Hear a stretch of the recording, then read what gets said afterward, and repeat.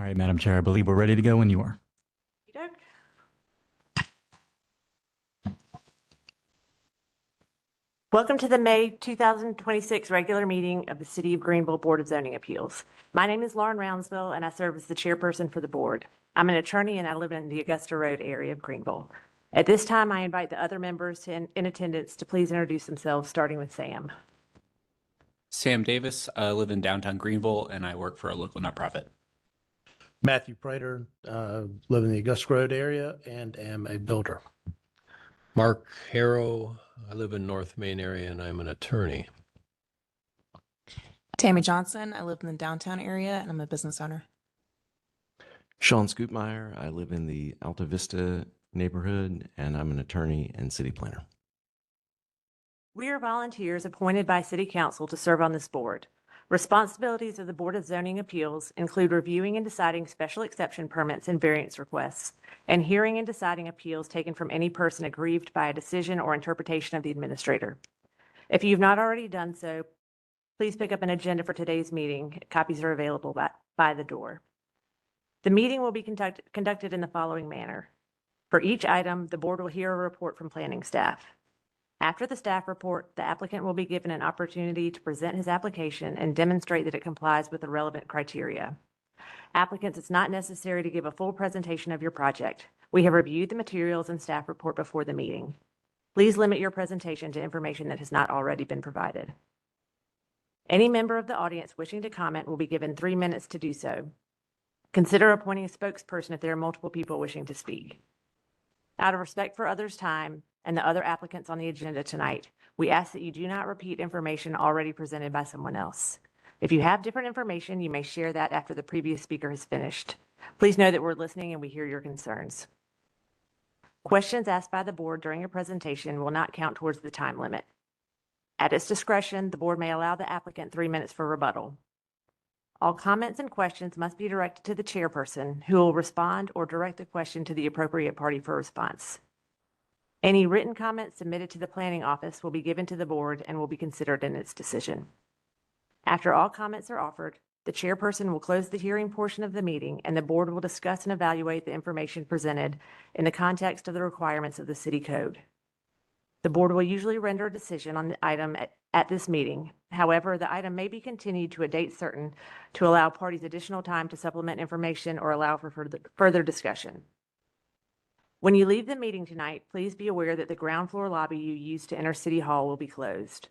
After exiting the elevator, please use the emergency doors to the left or right to exit the building.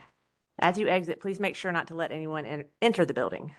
At this time, please turn off all cell phones or place them in silent mode. Again, welcome to the meeting. Ross, can we get a roll call vote, please? Yes. Sean Scootmeyer. Here. Al Horgan is absent. Tammy Johnson.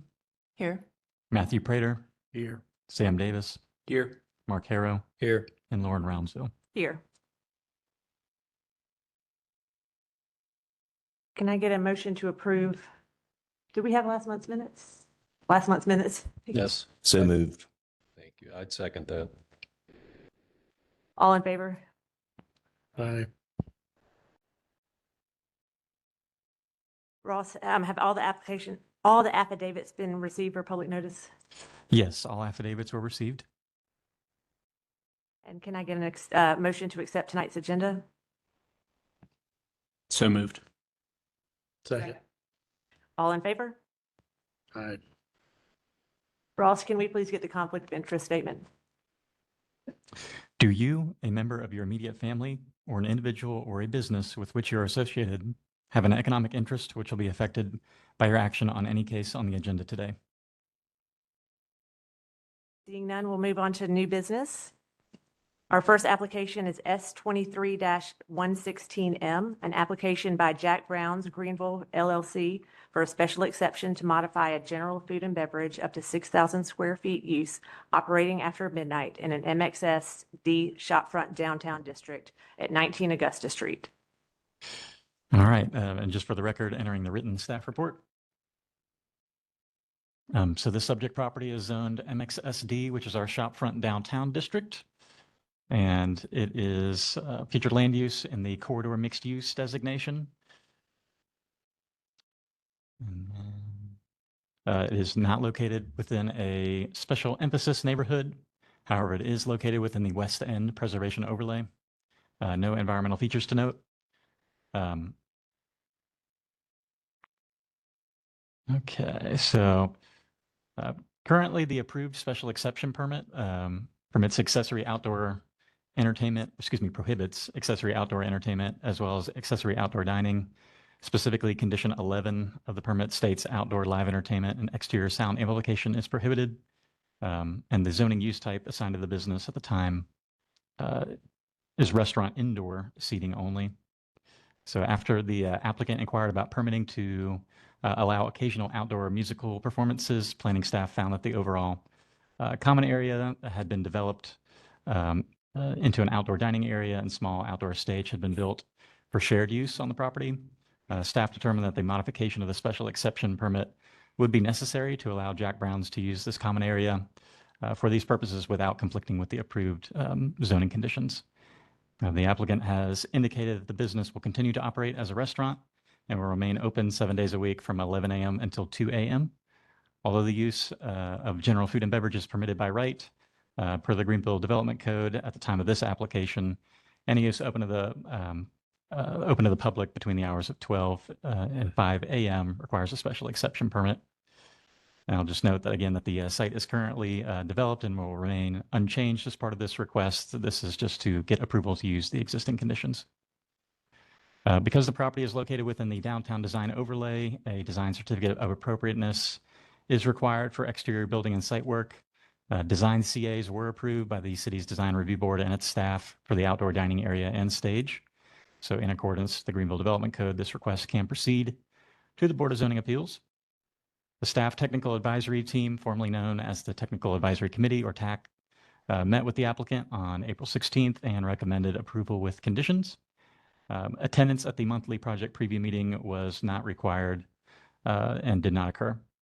And then just to give a little context on the screen, and we have some other slides here, but I'll just show it for, so the subject business is kind of in this suite here, and then you can kind of see there's some sales, which is the outdoor area that we're talking about. And so there's a connection that we'll show you later on a slide here that connects that indoor dining to the outdoor dining area. And so this is the applicant provided life safety plan. This was from the 2022-2023 permitting timeframe when this was first submitted for special exception review and administrative approval.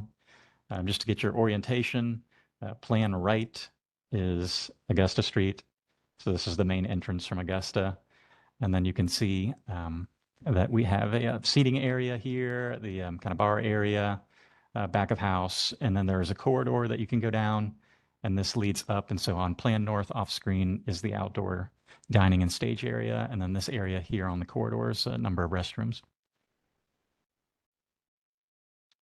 So it's approximately 1,000 square feet inside. And again, no changes are proposed on the inside of the structure. And then the occupant load will remain 42 persons inside, again, with no increase in occupancy requested on the inside. And then this was the applicant provided site plan materials from, again, that 2022-2023 timeframe. So again, orientation plan left is Augusta Street. And then you can kind of see the outdoor space here in the center, and then there is a door that leads to that corridor that we just talked about. And so there is no parking. This is all just kind of outdoor dining space. There's two areas. This is the area here that is used by Jack Brown's, and then this area here is for, I guess, Poppy's Kitchen, I believe. And then this is the outdoor stage that they are wanting to use. And then I'll just note that parking is off-site, kind of behind the property. And then there's also on-street parking as well as on-street loading. And then trash service, I believe, is existing through a dumpster near this area behind the property. These are some renderings that were provided to the design review board that were also included in the application. Again, this is all built out, so it's no longer conceptual, but generally aligns with what was shown here. Again, a different angle. Again, that shows that stage. And then staff went out and met with the applicant and to take some photos to see what was kind of out there. So again, this is the Jack Brown side. So you can see the stage here on the left, and then the kind of outdoor seating area. They are requesting occupancy for 42 persons outside, so 42 inside, 42 outside. And then this is the other side of that outdoor dining area, which you can see Augusta Street in the background, and this is used by a different business there. And then this was the applicant provided food menu, which I believe is unchanged from what you all had mostly seen during its initial approval in 2023. So they'll continue to feature a full service kitchen. The business has a license to serve beer, wine, and liquor by the drink. The 2023 application did not indicate wine or liquor by the drink would be offered. So there is a slight change there that would also get fixed here. Alcohol sales account for approximately 30 to 35% of all revenues, while food and non-alcoholic drink sales account for the remaining 65 to 70% of all revenues, which is on par with the initial estimations provided to the board in 2023. Food sales will be available during all operating hours. Last call will continue to occur about 30 minutes before close. No security is existing or proposed as part of this modification. So in order to approve a special exception permit, all 4 criteria must be met. First criteria is the special exception is consistent with the comprehensive plan. GBL 2040 identifies this area in the corridor mixed use classification. Staff finds that the proposed use is consistent with that designation. And then I'll note that the property is also within the West End Small Area Plan, which was adopted by City Council in 2021. The property is specifically a part of the Augusta Precinct, which is encouraged to promote walkability, neighborhood serving uses, art, and human scale development. Plan specifically locates this in block WE-57, which appropriate land uses in that block include restaurants.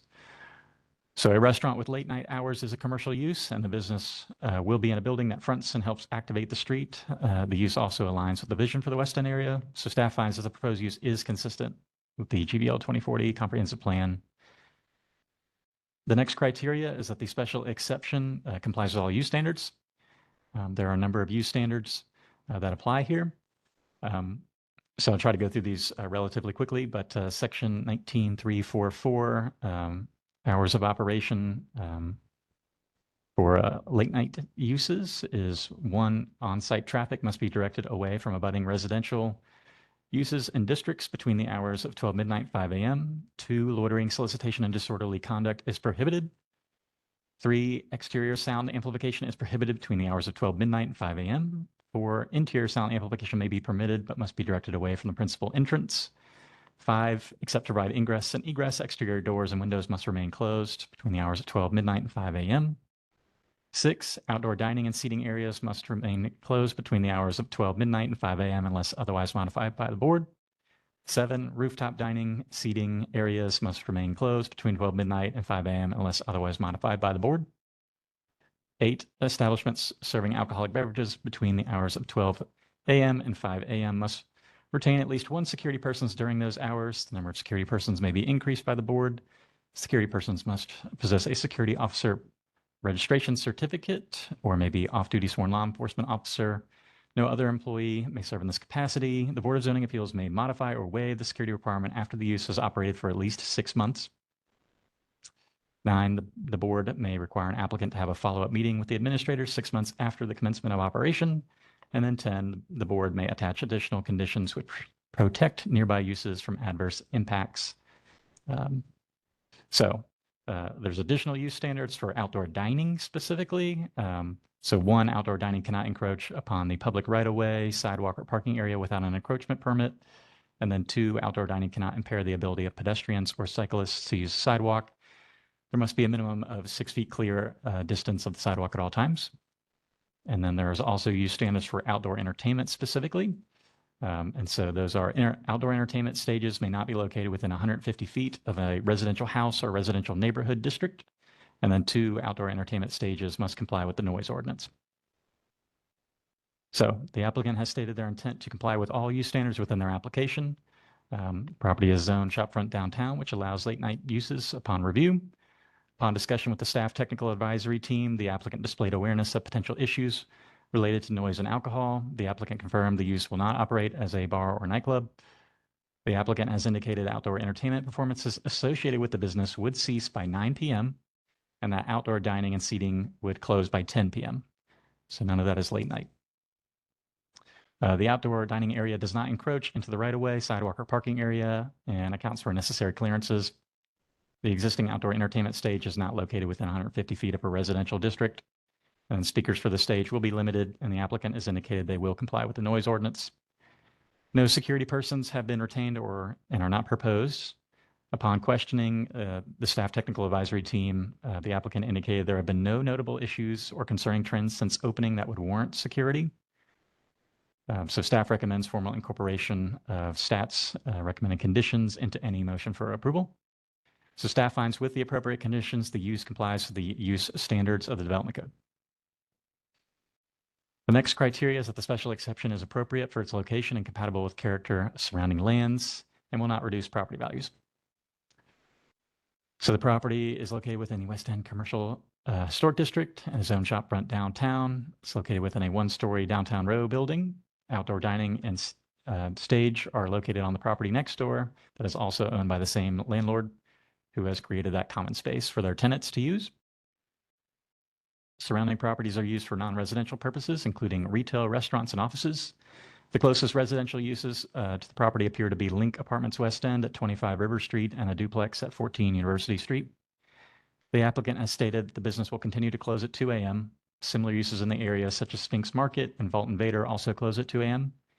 The overnight business hours are not anticipated to create a conflict with other neighboring businesses and the limited residential uses nearby. Therefore, staff finds with the appropriate conditions, the use is compatible with the surrounding lands. And the final criteria is that the special exception minimizes adverse effects, and the special exception does not impose significant adverse impact on surrounding lands and does not create a nuisance. So again, the proposed use is located within the existing building and will use the existing shared outdoor space. No special lighting for the stage was noted in the application. No substantial adverse visual impacts are anticipated. No on-site parking exists. Parking for the use is expected to come from the surface lot behind the development, as well as on-street parking and public parking lots within a short walk. Loading and unloading, as well as trash collection for the use occur in that surface parking lot to the south of the building. And an on-street loading and unloading zone is also available on Augusta Street. No changes to trash collection are proposed. No substantial adverse impacts are anticipated regarding parking, loading, and odors. The applicant states that live music will only be performed on the outdoor stage, and no performances are planned after 9 p.m. No entertainment was planned inside the restaurant. Background music will be played through an existing speaker system inside and outside the establishment. Outdoor dining will close at 10 p.m., according to the applicant. So with the appropriate conditions, no substantial adverse noise and vibration impacts are anticipated, nor is the use anticipated to create a public nuisance. The City of Greenville's Downtown Public Safety Initiative remains in effect, which is a cross-departmental action plan designed to proactively address late-night activity, reduce crime and disorder, and enhance the overall perception and safety of downtown. The initiative balances public safety, business accountability, and community engagement while ensuring compliance with applicable laws, ordinances, and due process. Since the applicant has been approved to operate the business after midnight already, planning staff reviewed calls for service with the city's police department. Call volume was within normal service levels and no concerning trends or incidents were identified. Additionally, no zoning violations of the special exception permit have occurred since operating after midnight. Since the business has already been approved to operate after midnight, there have been no previous violations, and outdoor dining and entertainment will close before midnight. Staff does not consider the modification to be contrary to the initiative's efforts. So with the appropriate conditions, no substantial adverse effects are anticipated regarding service delivery, and the use is not anticipated to create a public nuisance. So staff finds the use and its design will not have substantial adverse impacts. So staff concludes that the use meets the criteria to grant a special exception permit with the following conditions. 1, operation of the facility shall be limited to general food and beverage use with accessory outdoor dining and outdoor entertainment uses, and shall conform to the statements of the applicant and content of the application. 2, the business shall comply with the location standards established by the state. 3, hours of operation shall be substantially consistent with those stated by the applicant and shall not exceed past 2 a.m. 4, per the Greenville Development Code, delivery, waste collection, and similar commercial traffic is prohibited between the hours of 10 p.m. and 7 a.m. 5, loitering, solicitation, and disorderly conduct is prohibited at all times. 6, At all times during occupancy, the applicant shall assign a manager on the premises who shall ensure compliance with the terms of the special exception permit, the code, and South Carolina Code of Laws and Regulations. 7, the applicant shall take reasonable measures to ensure that the business and its patrons comply with city ordinances and state laws intended to preserve public peace, safety, and order. 8, the applicant and all its managers and employees responsible for serving any alcoholic beverage must participate in the merchant education/server training program offered by the Department of Revenue or comparable program offered by other vendors approved by the city's police department. 9, if more than 2 incidents occur between the hours of 12 midnight and 2 a.m. involving a police response to the business, City of Greenville can then require one security person be on duty between the hours of 12 midnight and 2:15 a.m. 10, the applicant shall designate staff at all ingress and egress points to be responsible for monitoring the flow of patrons and confirmation of compliance with allowable occupant load. Additionally, the applicant shall designate a staff person to be responsible for monitoring the outdoor dining area associated with the business. 11, all outdoor dining and seating areas associated with the business shall be closed by 10 p.m. The applicant shall take appropriate measures such as fencing and signage to ensure the outdoor dining and seating area remains closed between the hours of 10 p.m. and 2 a.m. 12, indoor entertainment shall be prohibited. 13, outdoor entertainment and exterior sound amplification shall be permitted until 9 p.m. Outdoor entertainment shall be limited to musical performances using the existing outdoor stage. Exterior sound amplification shall be limited to the existing outdoor speaker on the building playing ambient music and no more than one outdoor speaker for outdoor entertainment performances, All amplified sound must be directed inward toward the facility and away from any adjoining use or public. 14, the establishment shall be prohibited from hosting third-party ticketed events. 15, interior sound amplification shall be located only as reflected on the approved floor plan and directed away from the principal entrance or directed toward the interior of the building. 16, exterior doors and windows shall remain closed except to provide ingress and egress after 10 p.m. 17, operation of the and maintenance of the facility, regardless of hours permitted to be open, shall comply with the city's noise ordinance. A pattern of noise complaints related to the business shall be grounds to require another meeting with city staff. 18, the applicant shall assign a staff person to monitor noise levels when live music is being performed to ensure the establishment is following the noise ordinance. 19, if outside queuing of patrons on the property and along public sidewalks occur, the applicant shall assign a staff person to ensure orderly behavior of patrons so as to not negatively impact surrounding lands. And lastly, 20, a copy of the special exception permit shall be maintained on the premises along with other related inspection, licensing, and occupancy information. So with that, happy to answer any questions.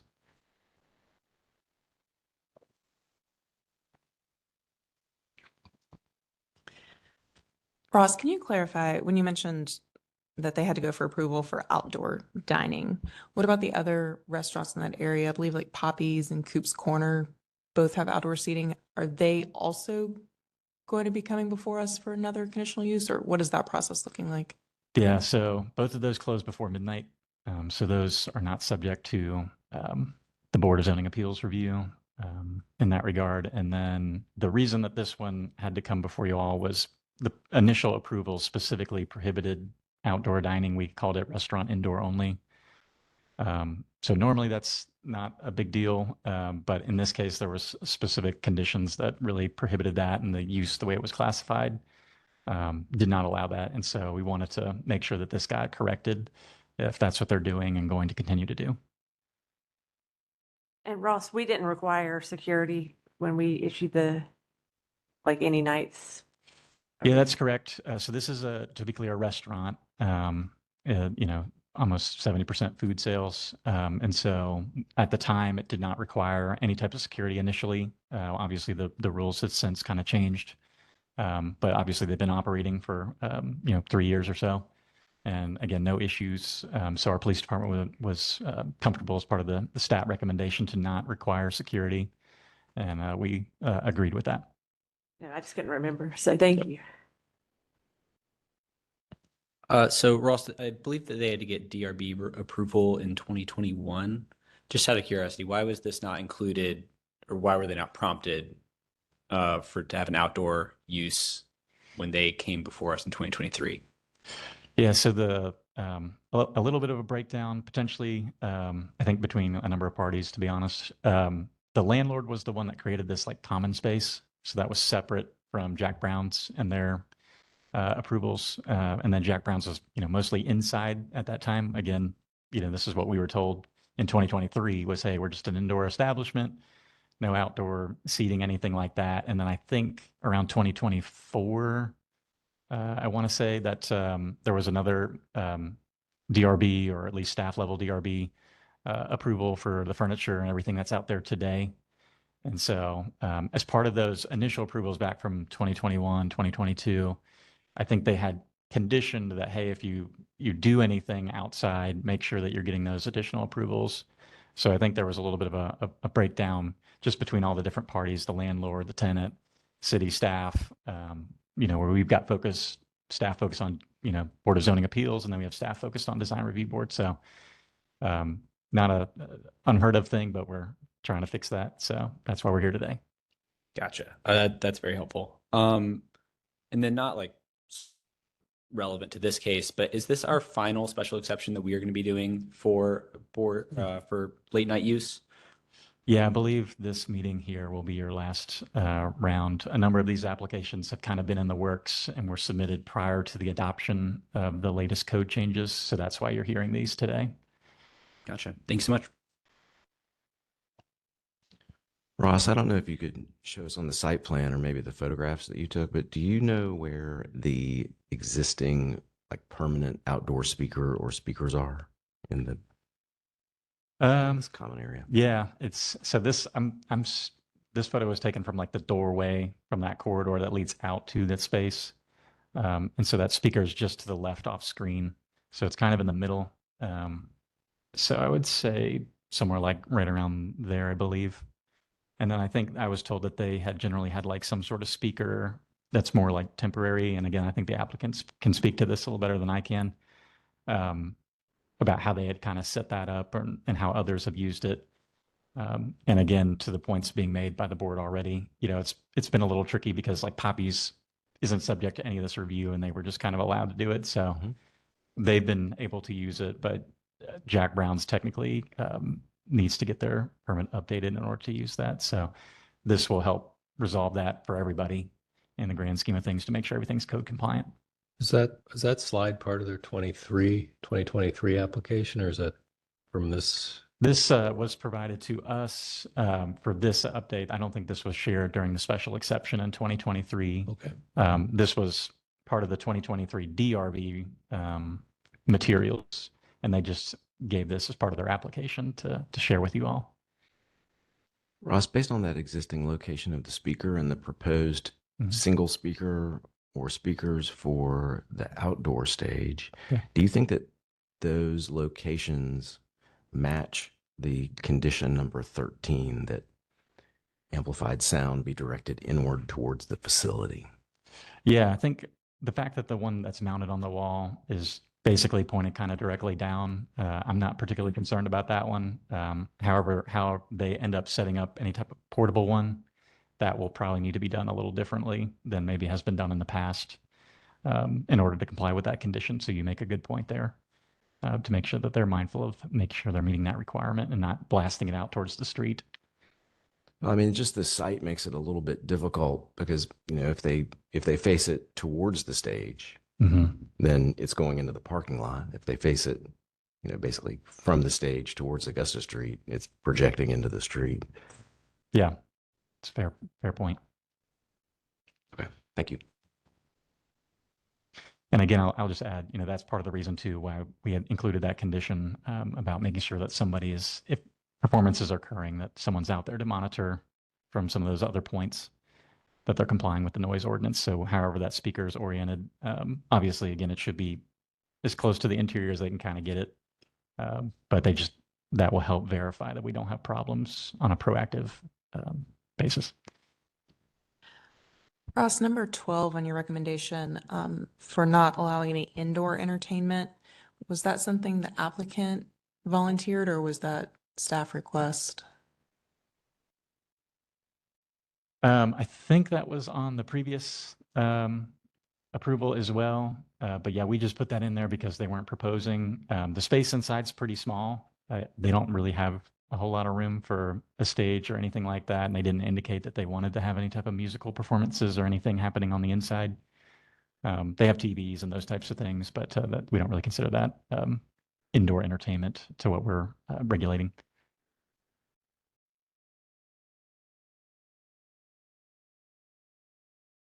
Any other questions for staff? Is the applicant here?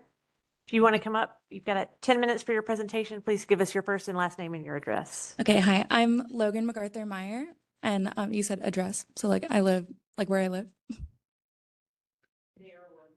Okay, yeah, okay, 19 Augusta Street, Greenville, South Carolina, obviously.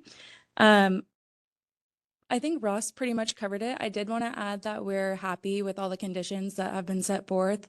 We wouldn't like to add any or modify anything. We thought those were all very fair. So we're happy with those conditions that were laid out.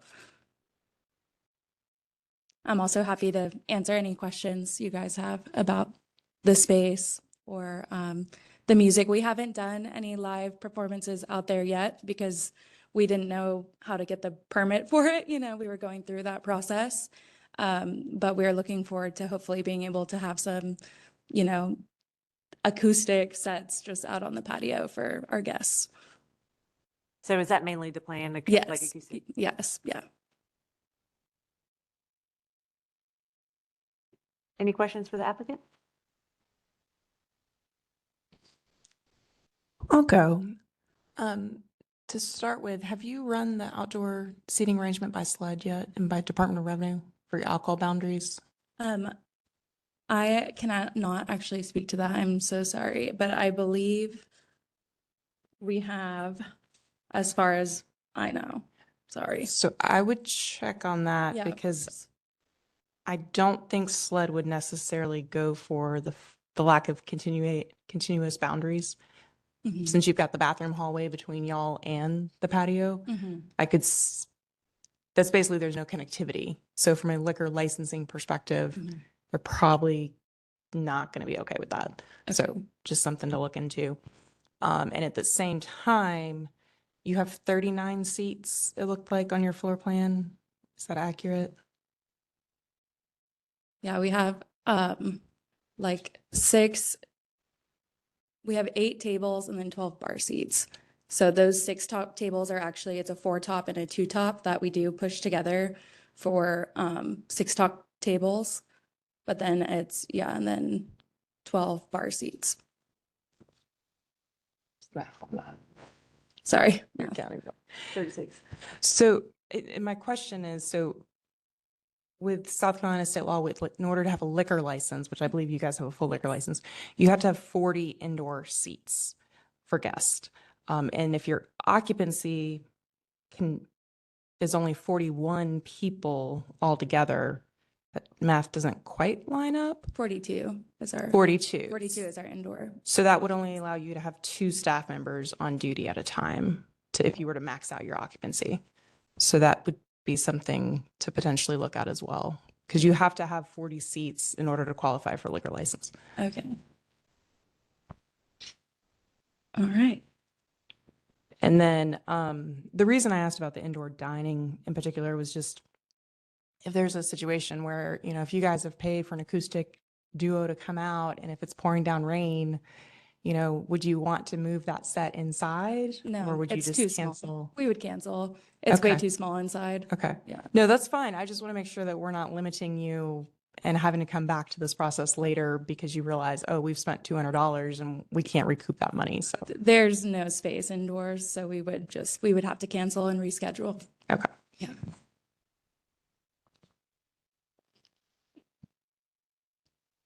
How do y'all coordinate with Poppies if y'all are kind of in a shared space? Are they just okay with whatever music choices y'all make, or is there some agreement there? We're pretty good neighbors with Poppy, so we just talk about it and there hasn't been any issue or, you know, need to have things formalized as far as like a schedule or anything. Perfect. Yeah. Yeah, and then you mentioned that you've looked over all of the conditions. There were 2 that are related to if there's incidents that would be required to be a meeting with the city. If, just to let you know, since a lot of people don't deal with this, if you have those meetings and they don't go the way that you think they should, you can appeal it back to this board. So there is like an appeals process, just to let you know, going in. And then also for the two timing things about the closing of the outdoor seating and the ending of the entertainment, are you content with the 10 and 9 on those? Yes, Those were that's fine. the TAC committee suggested actually a longer hours. Yeah, that's what we offered. Our staff, we make like cuts for bartenders, so we don't have the staff to support the patio after 10 p.m. So we wouldn't want to serve people out there. And then for music, we just also we tend to be more high volume late night for food. So just limiting like all the extra activities for like service, just so we can kind of, turn and burn. Awesome. We don't want people sitting for too long. All right. Yep. I think that makes our job easier. Thank you. Yeah. Any other questions for the applicant? Thank you so much. Thank you. Is there anyone here this afternoon that wants to speak in for or in opposition of this application? Seeing none, we'll close the public portion of this application. Thoughts?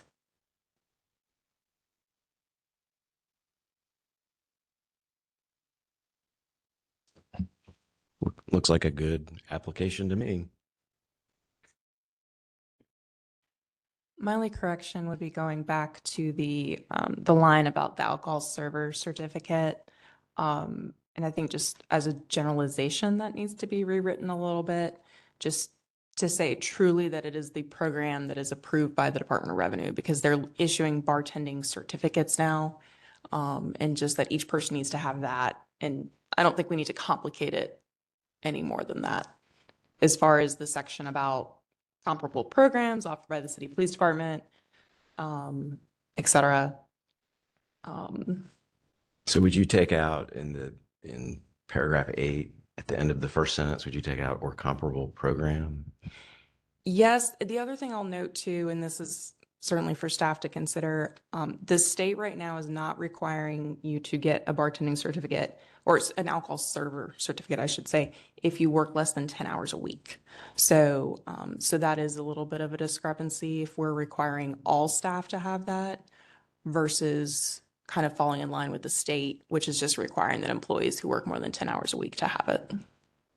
I think maybe if we leave the comparable program language in there, it would still apply if the Department of Revenue regs change. I mean, like.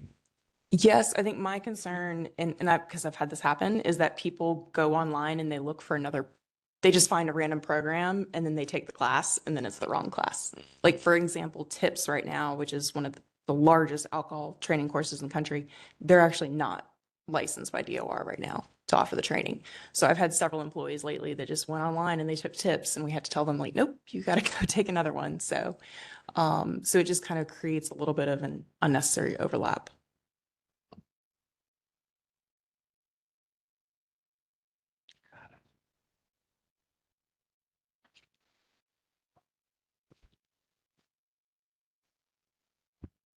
I'll make a motion. I'd move to approve docket number S23116M for Jack Brown's GVL. I make the motion based on the fact that the application complies with standard A. The proposed special exception is consistent with the comprehensive plan and the future land use map in the city's GVL 2024 comprehensive plan. That it complies with all use standards in the city's code division 19-3.4. There's a whole bunch of those. I'm not going to read them. The proposed exception is appropriate for its location and comparable with the characters of surrounding lands and uses permitted in the zoning districts of surrounding lands and will not reduce property values of surrounding lands. And that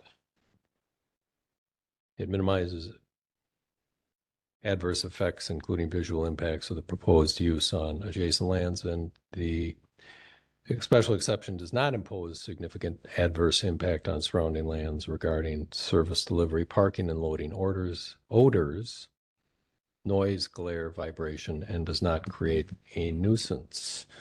I make this motion subject to the conditions set forth in the staff report 1 through 20, with the exception that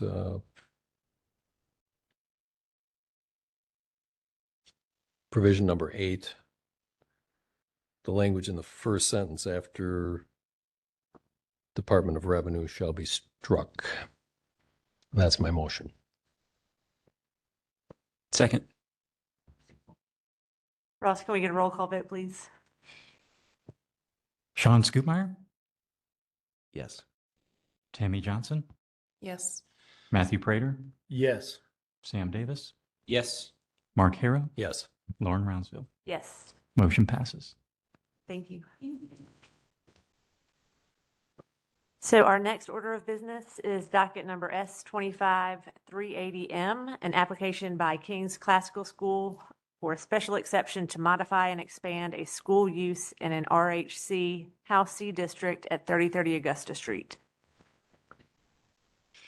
All right, and then just entering the written staff report into the record. So subject property is zoned MX2 and RHC, which is our mixed use 2 and residential house C districts, which you can see on the screen. The GVL 2040 future land use map shows this area split between the corridor mixed use and suburban residential areas.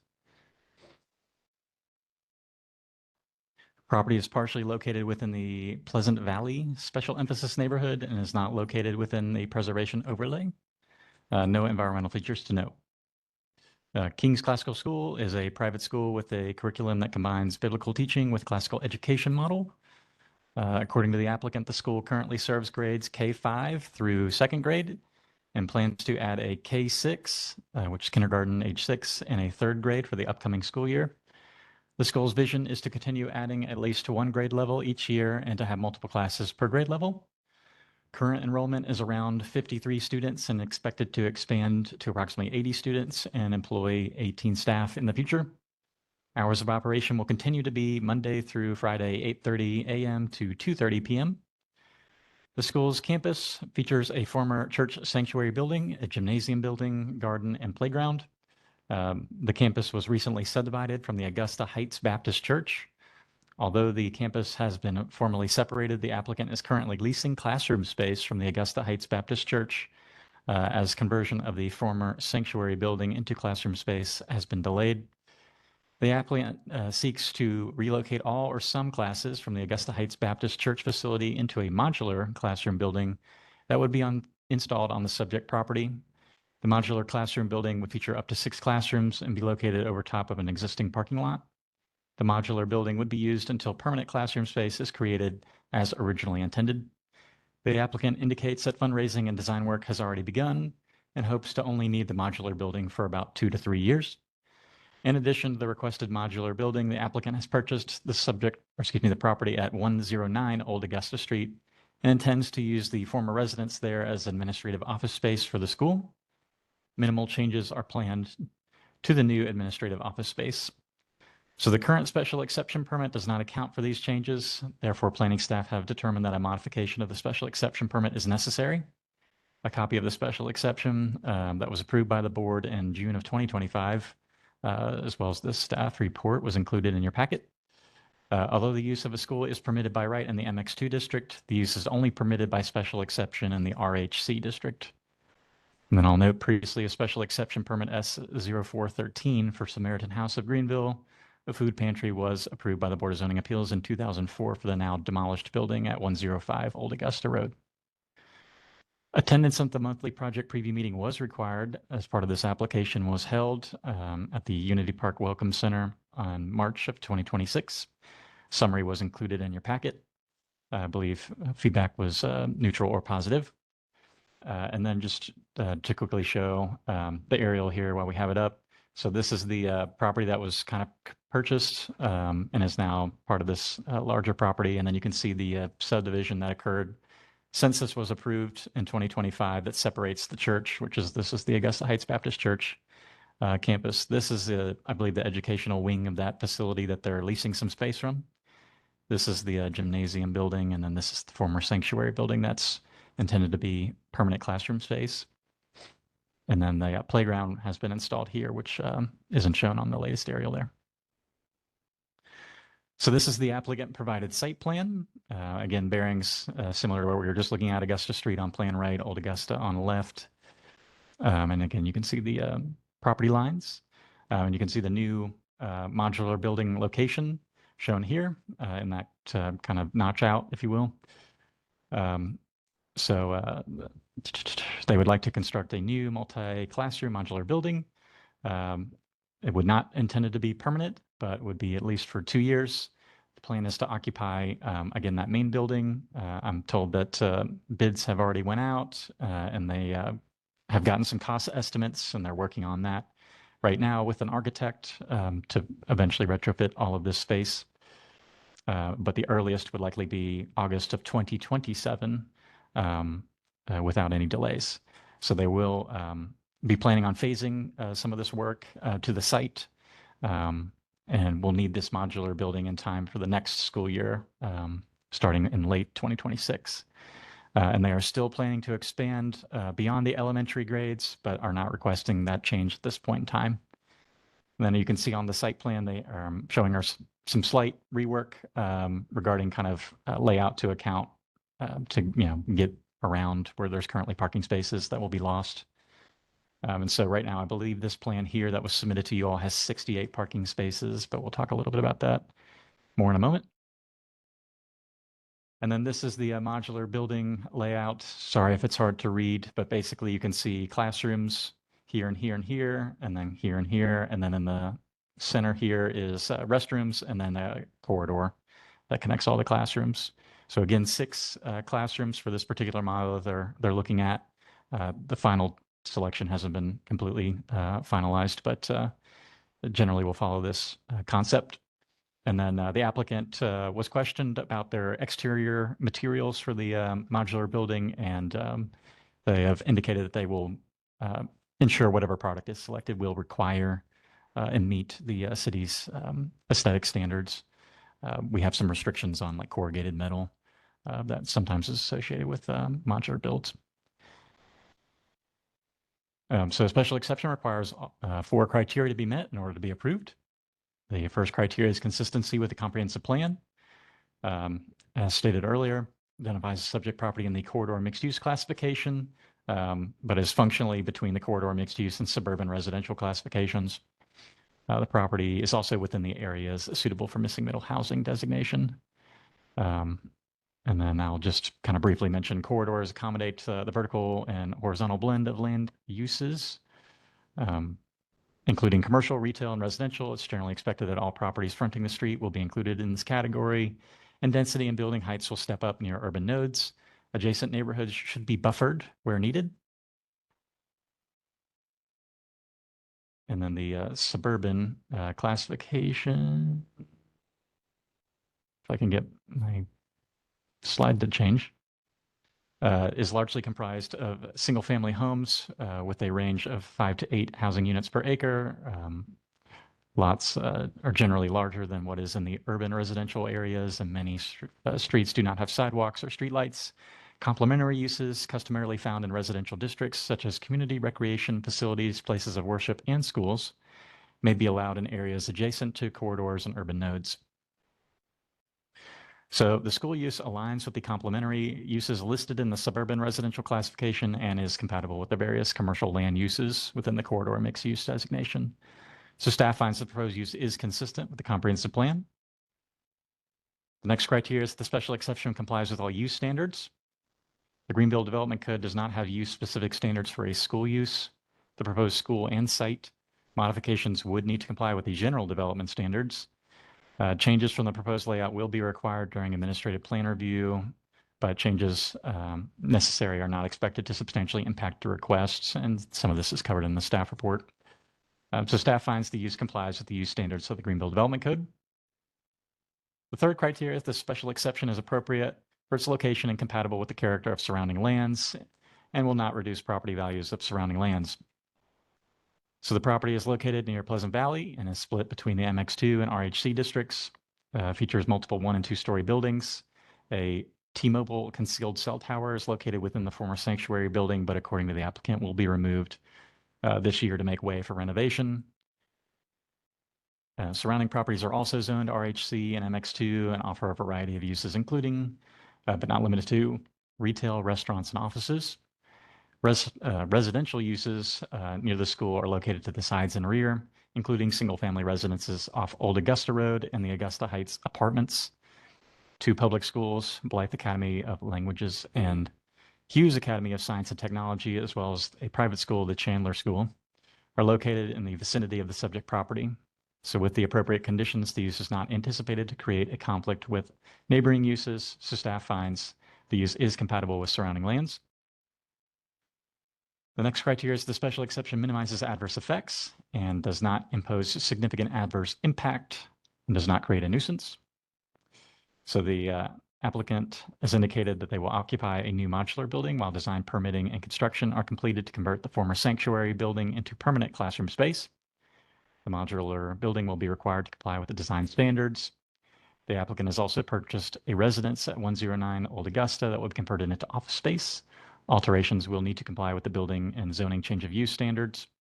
Minimal changes are proposed to the site's campus and no lighting changes were noted.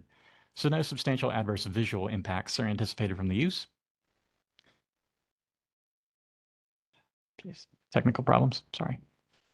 Off-street parking for the use is and will continue to occur using the existing parking areas on site. Improvements to the on-site parking lot will occur as the campus develops. Planning staff were informed that a shared parking agreement between the school and the church requires at least 70 parking spaces be available for the church during their Sunday service hours. The submitted site plan does not fully meet that requirement. However, the applicant has informed staff that additional parking can be incorporated into the site plan so that to maintain this agreement. Site modifications will be required to comply with the city's parking and landscape requirements. The applicant reports that parking demand for the school itself is relatively low and that the temporary loss of parking for the modular building will not be a concern. Loading and unloading for the use is and will continue to occur from the on-site parking areas. Waste collection for the use is currently handled through a shared dumpster on the Augusta Heights Baptist Church campus. This agreement may continue or a new facility may be needed. The applicant indicates that if a new facility is needed, a new service area could be evaluated at the 109 Old Augusta Road portion of the campus. So no substantial adverse impacts regarding delivery, parking, loading, and odors are expected. Traffic generation and driveway access are not listed as part of the adverse impact criteria and are generally outside of the board's scope of review. However, excess traffic from the use could be interpreted as a nuisance. Augusta Street is maintained by SCDOT, while Old Augusta is a city-maintained road. The applicant has been gun coordinating pickup and drop off for the use of the city's traffic engineering division and SCDOT. A traffic study warrant form has been submitted. The traffic engineering staff will determine if a study will be required based on the information.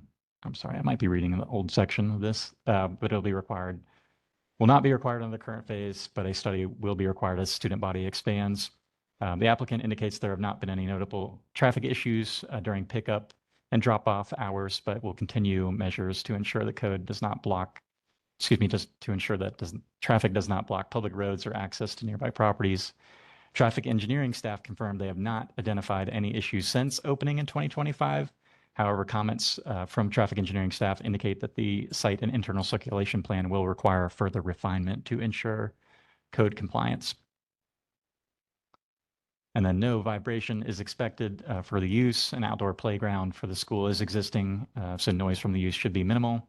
So with the appropriate conditions, no substantial adverse noise and vibration impacts, nor is the use anticipated to create a public nuisance.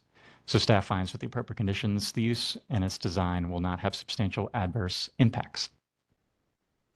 So staff concludes the application complies with the standards to grant a special exception modification for a school use with the following conditions. 1, operation of the facility shall be limited to a school use and shall serve grades K5 through 5th and shall substantially conform to the statements of the applicant and content of the application. 2, the modular building shall be permitted for 2 years. However, up to 3 one-year extensions may be permitted by staff pending sufficient justification and administrative review. The modular school building must be removed once permanent classroom space is occupiable or no additional extensions can be granted. And then 3, the applicant's temporary use permit for operation at the Augusta Heights Baptist Church shall cease once the proposed modular building is occupiable. 4, a type A transition screen designed in accordance to the development code shall be provided along the property line with 111 Old Augusta Road. 5, the final site plan shall include enough parking spaces to comply with the recorded parking agreement with Augusta Heights Baptist Church. 6, the applicant shall address comments and conditions from the city's traffic engineering division. And then 7, a copy of the special exception shall be maintained on the premises along with other related inspection, licensing, and occupancy information. So with that, happy to answer any questions the board has. I had one, Ross. There were more staff comments and conditions on this one than typical. So you mentioned traffic engineers. That's kind of written into what y'all put forward. But there were some comments from both planning and fire department. Do we need to add those as conditions as well in a similar vein? If you'd like to, you can. I know in the past you guys have kind of indicated that if this is going to go through administrative plan review, post special exception approval, as long as it was kind of understood, you were comfortable with not including that. So we're good either way. So it's there's another layer that will. That's correct. Yeah. After this, they'll have to submit to get that modular building, approved through the usual permitting process. And so part of those comments for everyone's edification, I know on the planning side of things, we talked about the setbacks, and we believe that can be adjusted. So right now there's I believe a 10-foot setback required along the property line here to the right. And so you can see that where the modular is placed is like 4 feet off. So they'll have to kind of readjust that to meet this requirement. And then again, remember, they bought this property to the left, so that property line can go away. So they should have a little bit of room to push that over as needed. And then I think traffic is just wanting to look at this a little bit closer and just see. I think they understand, they need to have those 70 parking spaces to comply with their shared parking agreement. And we believe that that can still probably be achieved, but just kind of the circulation. I think traffic engineering wanted to work through a little bit more with the applicant's design professional team to see if this can be improved a little better. And then I don't recall offhand exactly what the fire department's comments were. If you know offhand, I can look them up real fast. Something about a 150-foot hose. Okay. Yeah. So probably about just making sure they have the necessary distance for where the truck will pull up. They'd be able to stretch a hose line from that stopping point to the rear of the building. All right. That's helpful. Thank you, Ross. Yeah. Can you describe the screening requirement in that condition? Yeah, so the type A transition buffer is a small, it's our kind of least dense buffer, and they have a few options they can pick from. But usually it's a 6-foot tall fence, wooden privacy fence typically, and then some trees kind of behind that fence. So the finished side of the fence faces the abutting residential, and then trees are behind that to kind of help build up a more thorough buffer as those mature. So they'll need about 6 or so feet along this property line. And the board previously required that same type of buffer when 109 was owned separately. And so I believe they did install that when they were working on the playground, which isn't quite shown on the site plan. So that's another thing that would also need to be added. So they'll just have to push that down here, which I believe they'll have the room to do.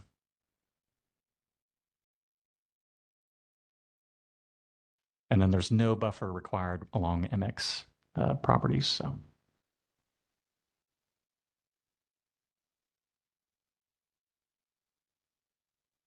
Any other questions for staff? Is the applicant here to present? You'll come up and state your name and address. Michael Short, 3030 Augusta Street, Greenville, South Carolina. Thank you for having me. Thank you all for granting our special exception request last year. It's been a good good first year of operation for King's Classical School. We've enjoyed working with Ross to get to this step. As you know, we are split zones, so by right at MX2, we could operate a school, but with the split zoning, we need this special exception.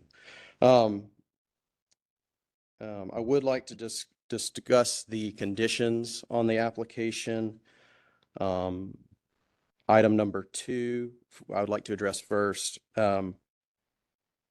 particularly the end where it says the modular building must be removed once permanent classroom space is occupiable or no additional expansions can be granted. I would like to remove that sentence just because we have a time frame listed for the modular units currently as a condition.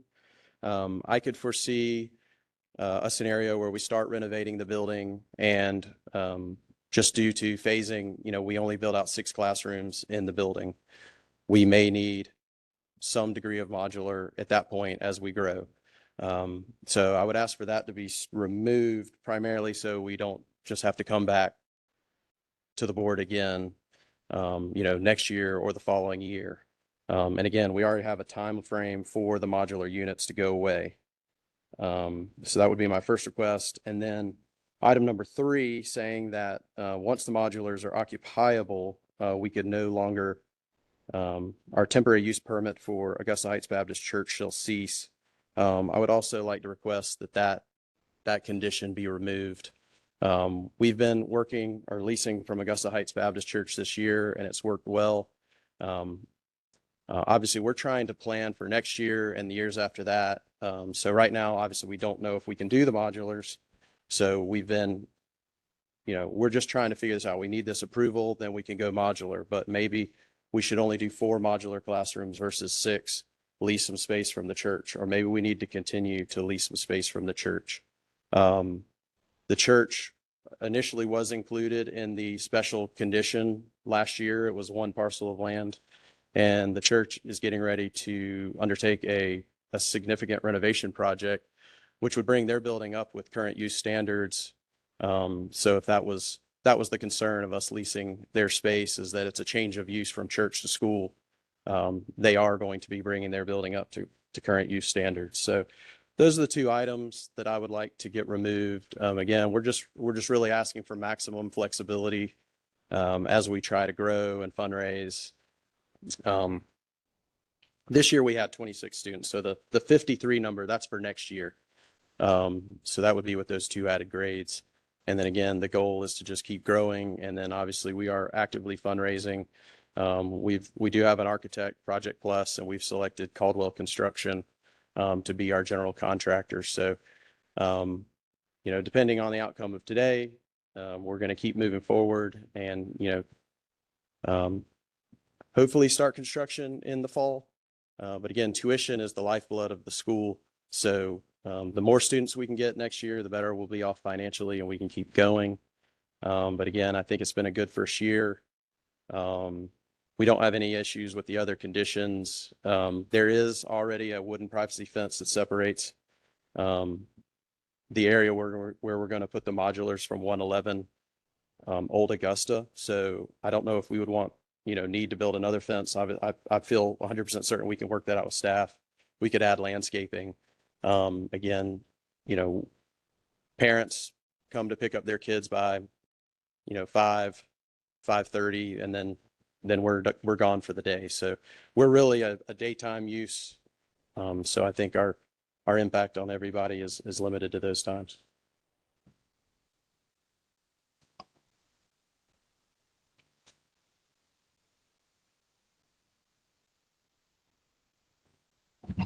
Could you just explain a little bit of the details about how the lease works? You're asking for flexibility.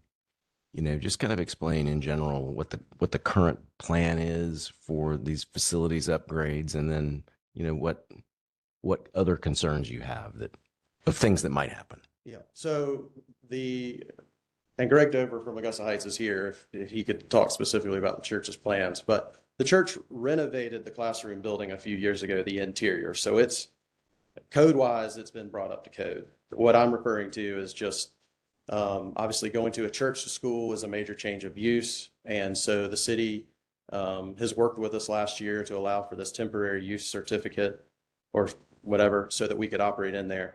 But their renovation project will, exceed 50% of the value. So they're going to, significantly improve their building. I have no concerns about that. I'm just sharing that for y'all's information.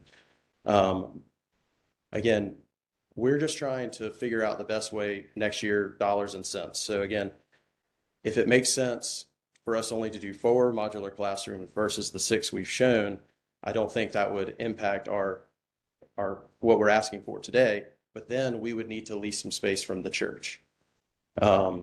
And again, once we go through the process with city engineering, and again, we're trying to comply with our parking lease that we have with the church. So I think we could find some spots maybe on our playground site, maybe on our other site, but ideally it would be in the parking lot.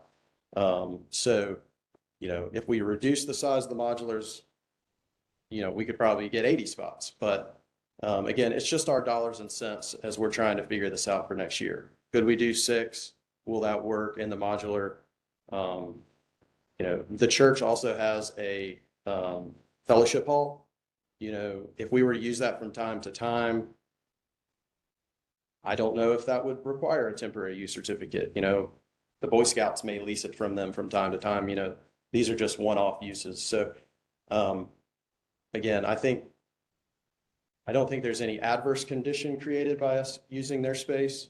I would just ask for, flexibility for the time frame that we've got laid out here.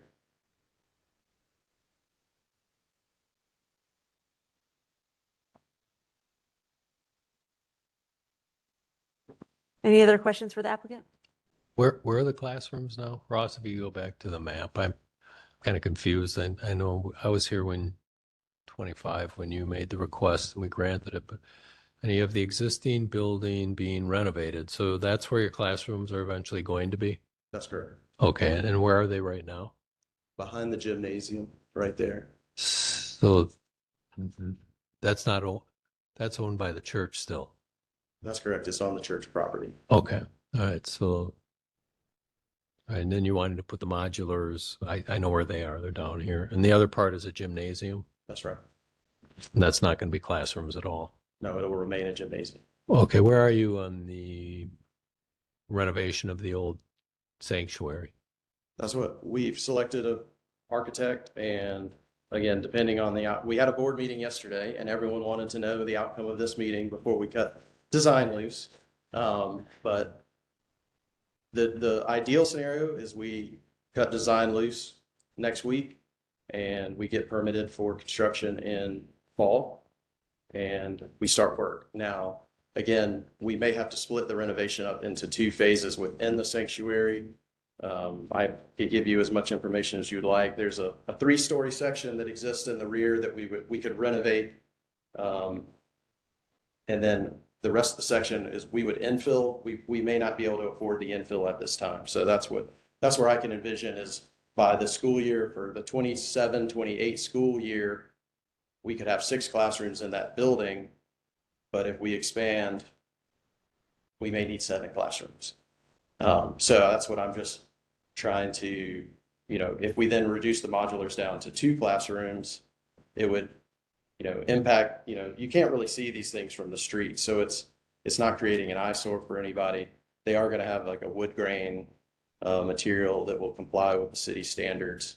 So just them being there in that location, I don't think, hurts anything. So we're just, again, if we have that renovation project, we occupy it, and then we need classrooms, 2 classrooms, 1 classroom, and then I'm coming back next year or the following year and saying, hey guys, can I please get permission to change this? And one of the requests you're making is, so you've got classes in the Baptist church school.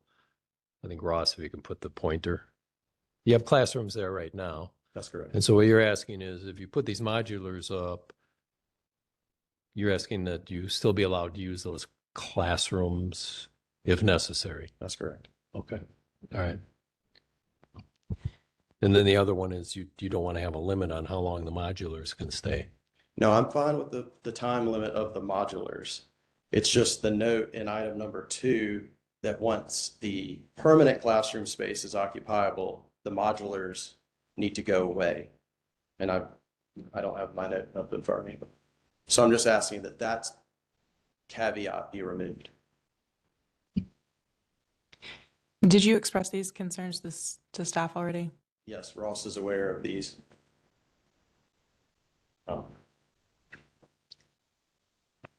And what's your concern about if you finish out the retrofitting the sanctuary, that's what I'm going to call it, the sanctuary into classrooms, what's your concern about wanting to maintain the use of the modulars? That due to the phasing of the construction, that there may be another interim period where we need the use of the modular classrooms.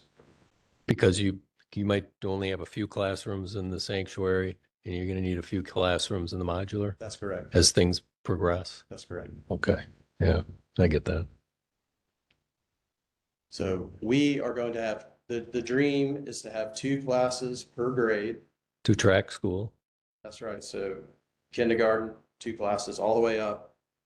Right now, we're permitted to go to 5th grade. So that's what we're doing. And we'll come back at some point and ask to go to 6th through 8th grade. But yeah, so again, right now, we've just got 1 of each grade. And next year we'll be at 5 total. But again, if K5 was to expand and maybe we've got 2 K6s as well, that's when I could see us again being out of space. So it would just be like what public schools, it's not ideal, right? But obviously public schools run out of space and they put modular classrooms out to accommodate. So Michael, when you say you want the modular to remain and you're fine with the timeline, are you fine with the 2-year timeline or the 5-year timeline that includes the extensions? I'm good with it written as is on the modular timeline. What you're concerned with is if, say you have a permit to put in 1 class in the old sanctuary, then that would trigger the removal of the modulars. That's correct. Okay.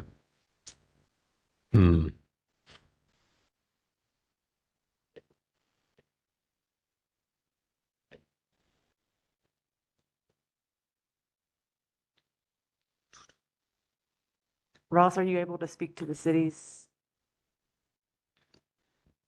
Yeah, I can speak a little bit. Chris might have to jump in here and help me a little bit.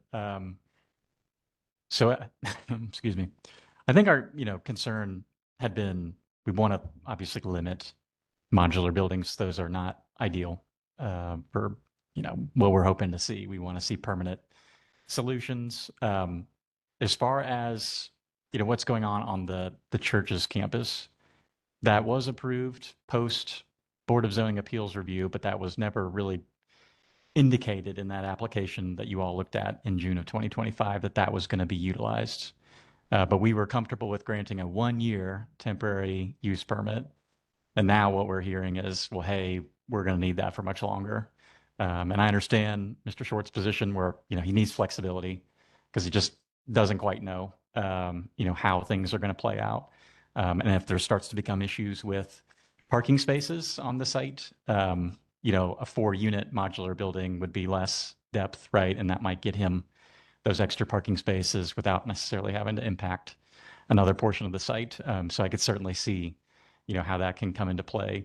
But again, I think our goal was, we don't want this modular stuff to be out here very long. And we don't, just like Mr. Short was saying, we don't want you to have to keep coming back to review every single change every time there's a change in the plan. But we also do want to be transparent with what's happening here. I mean, that's the entire reason that a school goes through the special exception review in a residential area, is to make sure that the neighborhood and this process is transparent as to what's happening with our schools in these areas, because those can be, particularly impacted. So I think, we would prefer to keep number 2, as is, or maybe just modified potentially. I don't know if we're quite on board with striking as Mr. Short has requested. And then I think number 3, I guess we'll kind of leave up to you all. We need to kind of know, again, that wasn't really indicated in any of these applications, that the Augusta Heights Baptist Church would still be utilized for schooling. I don't think it's necessarily a big problem. for us. Again, and the reason that was written the way where it was tied with the modular was we thought this modular will solve this issue and then they'll be moving into their permanent home. But if they're looking at phasing it a lot more or needing that flexibility because they just don't know how it'll play out, I can understand So that, some of that. that temporary one, number 3, that one, that was not part of our 2025 special exception. Yeah, that was kind of added in after some discussions with Mr. Short and myself once we realized So that was never before us a year ago.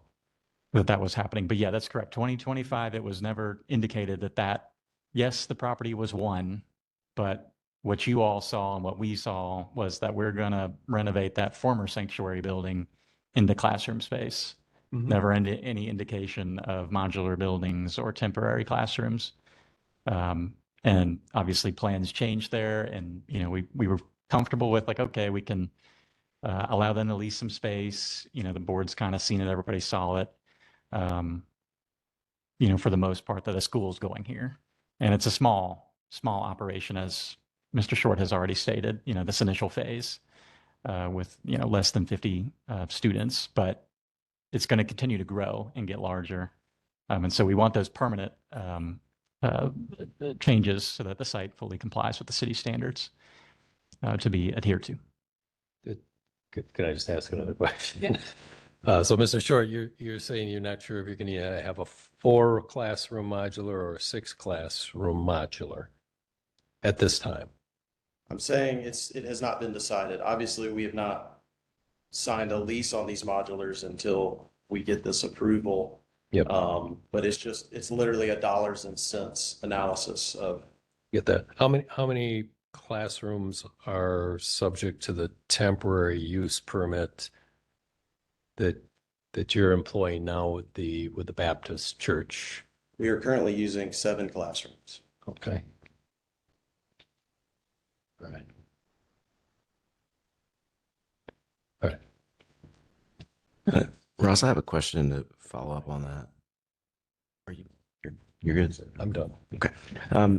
So is the temporary use permit a staff review? Yeah, that was correct. That was handled at the staff level. Okay. And so if we take out paragraph 3, what are the current, as it stands, expiration or termination of that temporary use permit? I think you mentioned something about 1 year, Yeah, but I how does believe it work? ends at the end of this school year that we're in. So if they need to reuse that space, we'd obviously want to hear from this board if you all are comfortable with us approving that again, I guess. Otherwise, they would need to exit based on these conditions and that already established condition at the staff level.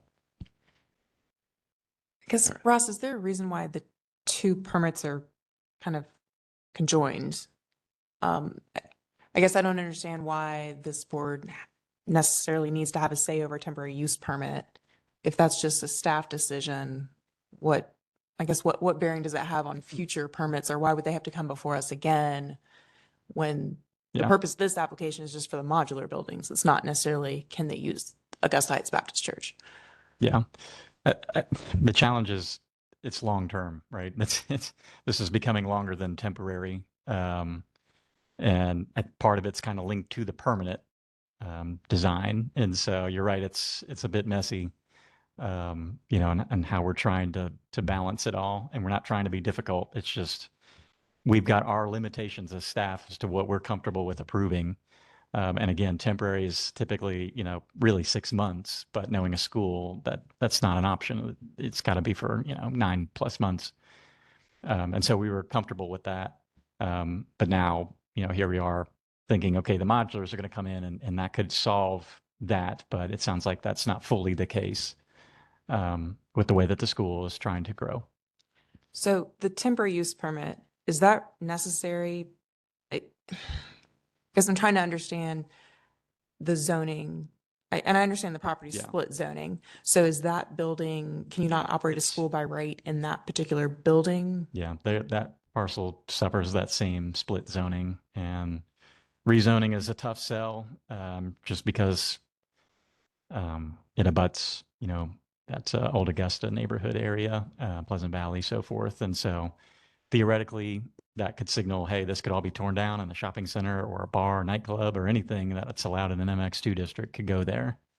And so the city isn't really comfortable with that. So that's not something that, we're going to recommend, but you can see on the zoning map here how that's falling within that residential side. And so again, with these temporary uses, I mean, we're not supposed to be renewing them over and over and over again. That's basically a permanent use at that point. But we can exercise some discretion here as needed.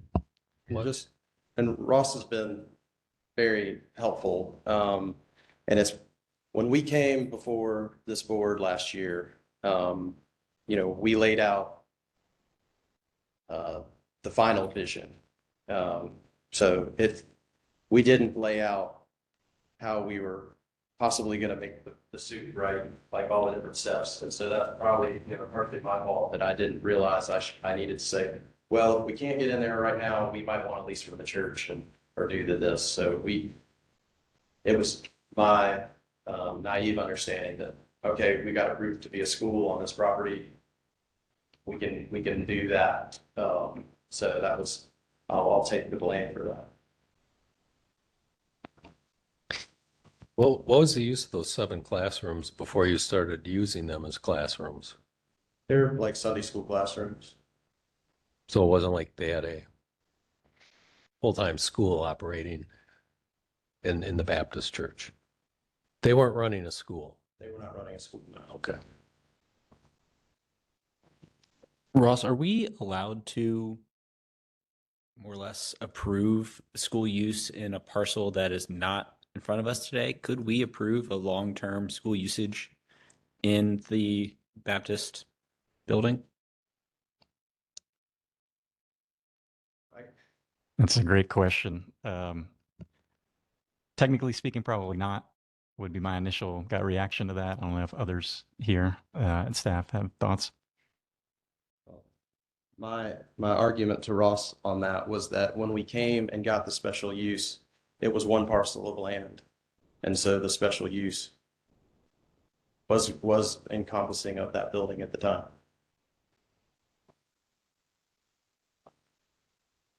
You mean the one with the 7 classrooms? That's correct. We were They parcel with subdivided. them when we came into this application. But we'll talk about that in discussion. Sorry. We've said so, right? Ross, if the church were to operate their own day school, would they have to come and get a permanent use permit for that, or would that be by right as part of a church? That's another good question. It's potential that they would have to go through this same process. The way that we have to look at it is that an ancillary or kind of accessory use to the church operation, which is now permitted by right in that RH district, or is it a second principal use? That's kind of, yes, they're related, but they're kind of independent in terms of the land uses. And if that is the case, then normally it would be subject to that special exception review as well. Ross, is there a zoning classification that would allow for school usage but not allow for the kind of things that y'all are concerned about? I know there's a civic zoning and a campus zoning with those. Would that be a better way, is to seek rezoning towards something that actually works for this? Yeah, we could certainly talk with the long range planning folks to see if there's other zoning districts out there that could work beyond MX2. But as far as use classifications for what this is, there's really nothing else other than school. The definition of school is basically like kindergarten and up. And then there's preschools and daycares. But again, that's not what's really happening here. And those are regulated a little differently, I think, in the residential zoning districts where they might actually be allowed, although some of them may still require special exception as well. So if it were zoned campus, they would still have to come back to us to ask if they. Well, no. So if it was rezoned to MX2 or another district that allowed school by right, they would no longer be going through this process and they would just deal with staff. So that is an alternative to this. Again, the challenge like with campus is that it's supposed to be for very large parcels, ideally like 10 acres. But again, long range, I know Michael's here. He might be able to speak to that a little bit better than I can. But I don't know if there's really, if a just civic zoning would be appropriate either. There's some challenges that we have to think through carefully before we'd be able to support a rezone from what it is today. We would love to rezone to a parcel where we don't have a special exception.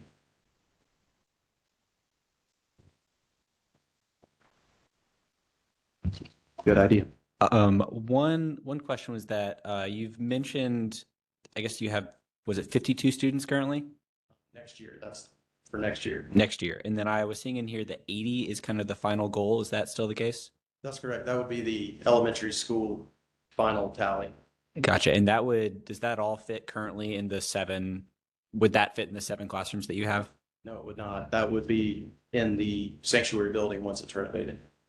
And so I would assume that would also not fit into the 6 classrooms that would be in the partially renovated section. That's correct. So you would need the full renovation That's in order to fit the 80. Okay. How many students per class? 16. Trying to get 16 in. So does that math on the classrooms that can be located in the sanctuary building mean? That 80 number, I think, is total. That's including staff. So is it basically that you're going to have to do 2 construction phases in the sanctuary regardless to get up to the point where you would have the full student capacity that you're planning? In other words, like we'd have to maybe see this again for this second phase of construction. No, I don't, the construction, I don't think we would have to come back to this board at all. I would just, we'd submit for permits and that would be that. It wouldn't be until we decide that it's time to go to middle school. And then we would come back and say, all right, we've been operating for X years and can we please go to middle school? Gotcha. Thank you.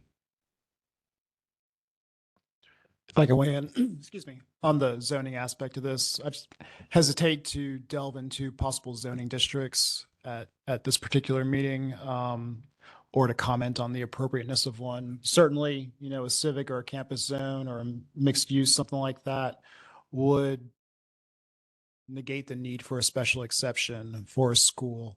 But we haven't done a full analysis as to whether that would be appropriate, potential impacts on surrounding properties. So I hesitate to put that out there as a path forward tonight.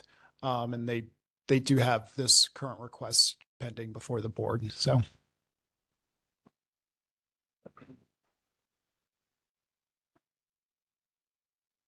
Any other questions for the applicant?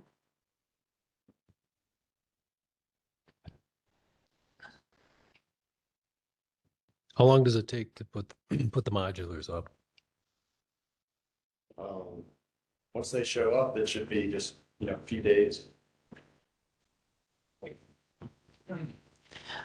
Ross, is it possible on item 3 to kind of just modify that to where the timeline is more consistent with, I believe it was 2, to say that, you know, basically there's an extension opportunity upon staff review versus just saying that, you know, we're going to cease it?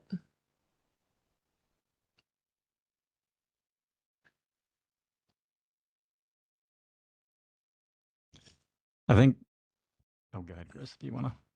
Our initial thought was maybe we could tweak that language to either kind of tie that with either future rezone requests, you know, where we would continue to allow that until that rezoning process is either completed or he comes back and submits another modification that incorporates those classrooms so that there's no question about the legality.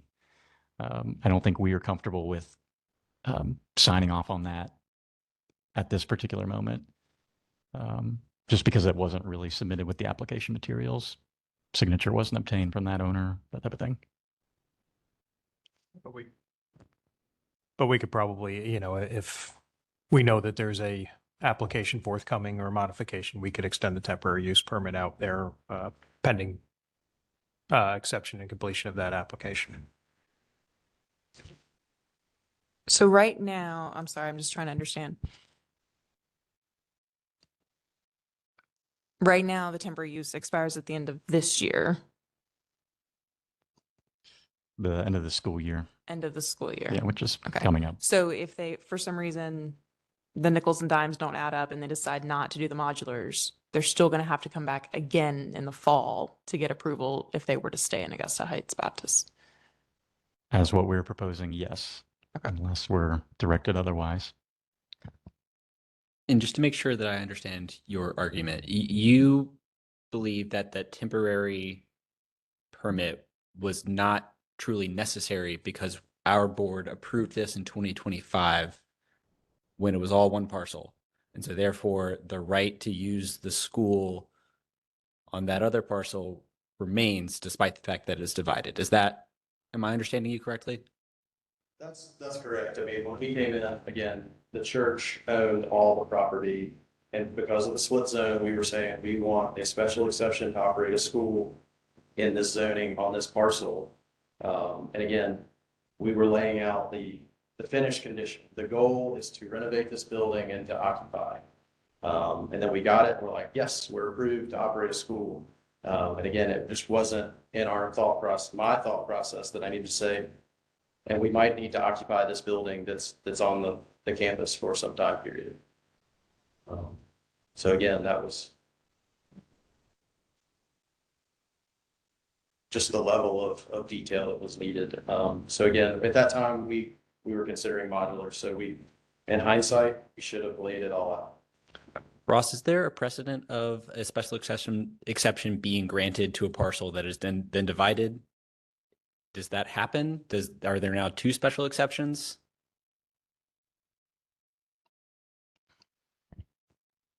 I don't think there would be two special exceptions. The issue is really, and I think we've talked about this as a board before on some other applications where it's what you submit to us. And, as Mr. Schwartz kind of saying, probably should have provided more details to make sure that clarity was understood. Because again, think of it as, just because we approve a bar doesn't mean you can do anything and everything, that's associated with a bar. Like we have those expectations of, hey, you're going to close at these hours, or, this is what you said that you were planning on doing. And now you've kind of deviated from that. You're still a bar, right? Or you're still a school, but you can't go and make all these modifications after the fact. And so that's the issue. And that's why we kind of write condition number 1 that we do on all of these, is that, you're conforming to what you've specifically provided at the hearing, the content of the application that you provided with staff. And then if you're modifying that, you got to modify your permit. So, our stance right now is that, what Michael's position is, we disagree with. That is not enough for us to really defensively point to and say, yep. Because again, it was never stated to us or to you all or to the public that those particular facilities would be used in a longer term capacity. And we were comfortable with the temporary thing because it's like, hey, look, they just need enough time to kind of get up and running and then they'll get going. But didn't quite pan out exactly that way. And so we don't want that to continue and continue and continue, because that's not what a temporary use is meant to be. And that's frankly not consistent with the special exception permit either. So that's our heartburn with the situation. Okay, that clarifies both sides. Thank you. Mm-hmm. Is there a reason why you just don't want to keep the lease with the Baptist church and just scratch the modulars altogether? It seems like that would probably be a cheaper option. Some of the classroom space that exists is a little small for 16 students. And so that's the thought, is that we can comfortably expand to that 16 student per classroom, which is our goal in the modulars. But we don't want to, we're trying not to get caught in an either or obviously neither situation. And to clarify, if they did, they would still need, they're operating under the lease with that. I'm not going to say the right word. What was it? The temporary. Yeah, currently they're okay. But But next, they can't stay under the lease and not do the modulars because they're only under that right, temporary. right now, they're not approved for any modulars, and that temporary use is supposed to be expiring. Okay. So they've got to get something figured out as far as what they're doing next year if they're not going to be moving into the former sanctuary building. So that's why the modification was kind of submitted here, but it sounds like still a lot more information to work through. I pulled up the June 2025 application and it does have the entire church parcel in one part, but then it also has the what you guys were going to purchase delineated in another couple of maps. So, you know, exactly those exactly those lines with traffic flow and the fact that you're going to change the sanctuary into a school building, things of that nature. I can't remember everything that happened back in June of 2025, but it's pretty clearly delineated with a blue line cutting right through the same area, north or east or whatever direction that is of the sanctuary, and then wrapping around the gymnasium. I do remember asking what that building was back in June of 25, and then a bunch of parking spaces. So yeah, I don't think it included the entire parcel. Not the way I look at it, at least. I think you were talking about taking that sanctuary, turning it into a school.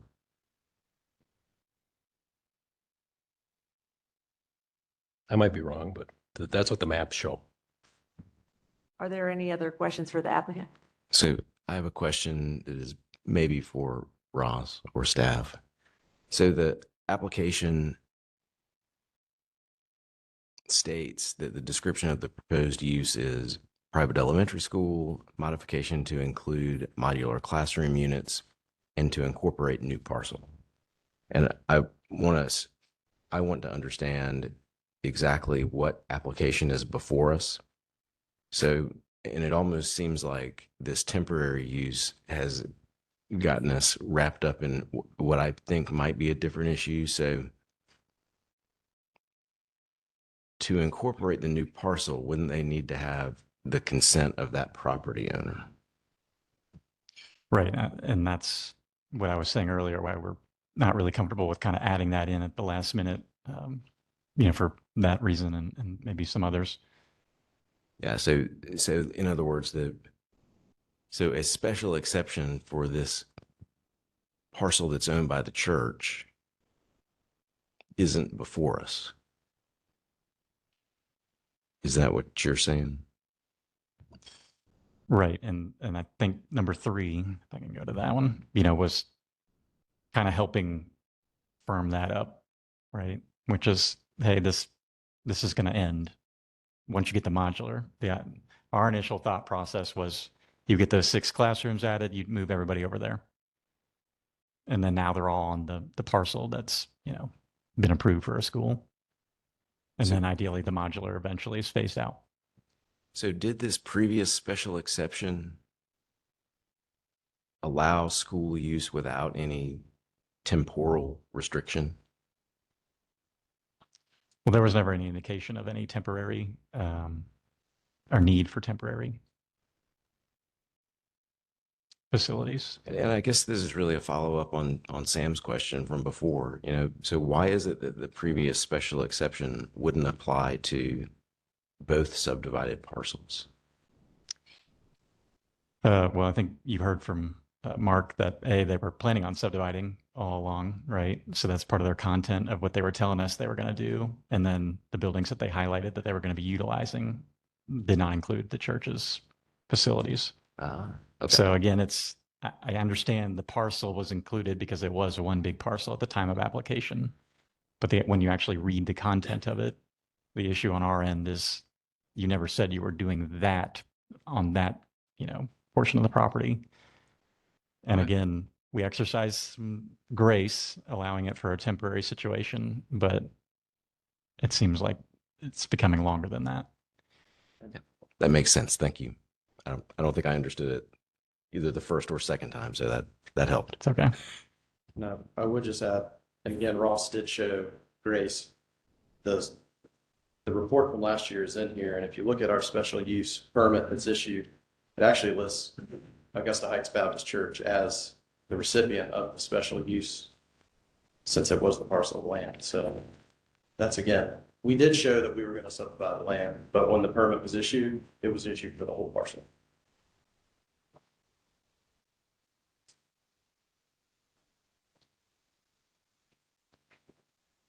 Is this a situation where we might need more time or? Oh. No.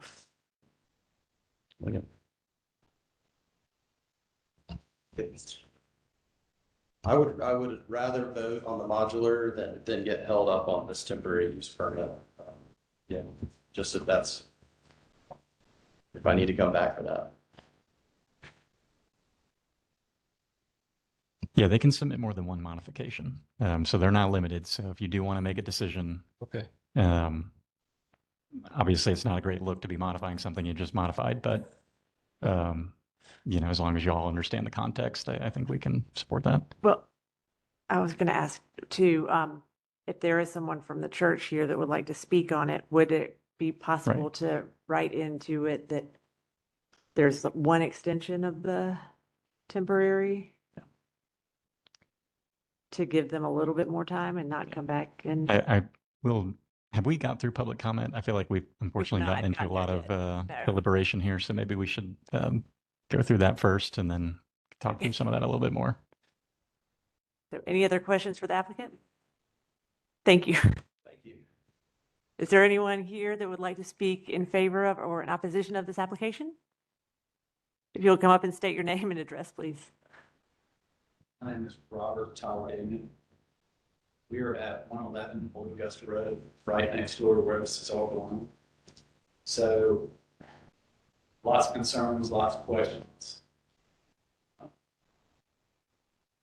I was just looking over the modulars again and I saw are they going to be modular bathrooms in the middle of them? And we can allow the applicant to come up and rebut once you're, or I've got some Extra time. We're worried about it already because it's already much louder. We've only been there 7 months. And just being outside, my daughter today had to go inside just because of how loud it was at the playground. And love that kids are having fun, but it's loud. And we have a very short distance between us and where all this is going on. I mean, my fence is here. That's where they're putting the modulars, right in my backyard. It's right there. That's my fence. That's the house that they're looking at doing 109. That's my fence. I'm right there, and all of them. That's the playground right there. So to add more modular buildings and bathrooms and the cars and the traffic. I live on Augusta Road. I've been here. I was born on Augusta Road and I've been in this area and I love it. But y'all have seen the traffic. It's horrible already. I mean, just going to lunch. So to add more cars, carpool, people not going in the right way, coming in. I mean, for us, it's a nightmare because we're looking for a quiet place to go sit outside and do our gardening and enjoy ourselves. And it's not getting quieter, it's getting louder. And I've got a lot of concern about it.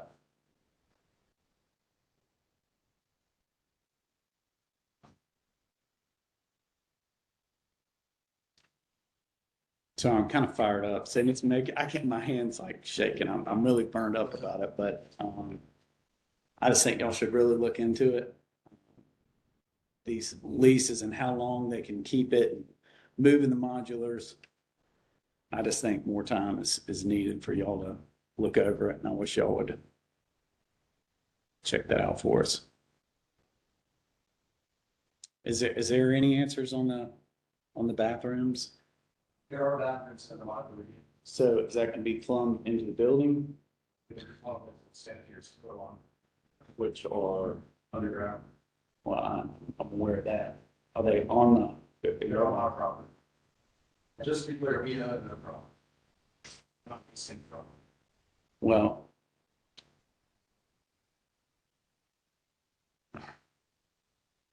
you were saying how there wasn't going to be any noise or anything, you could do some landscaping. I mean,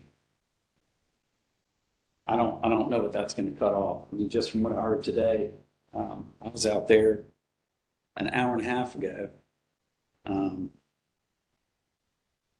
And just standing in my yard.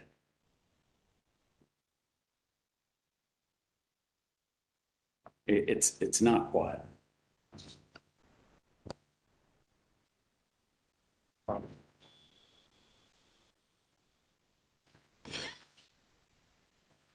It is okay if you guys want to talk separately. I mean, I've got so much going on and worry. And, I just think you guys need to think about it that more residentially, what it's going to do to us and all my neighbors. I mean, I've got letters here, but I'm honestly. Thank you, sir. We appreciate it. Is there anyone else here who would like to speak in favor or in opposition of this application? Come up, state your name and address, please. My name is Greg Dover. I'm the pastor of Augusta Heights Baptist Church at 3018 Augusta Street.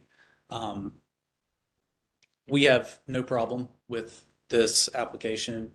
Our main concern is that the parking easement is honored in whatever the final site layout is. We're happy to continue leasing some space to the school if that helps them out. It did sound like somebody might have a question for me, though. Well, on second thought, I don't know if that's even something that we're able to consider. Seems like not. So, but thank you. Is there anyone else that would like to speak in favor or in opposition to this application? Seeing none, we'll close the public portion of this application. Thoughts? Did you want to offer a rebuttal? Oh, I'm sorry. Michael, would you like 3 minutes to rebut?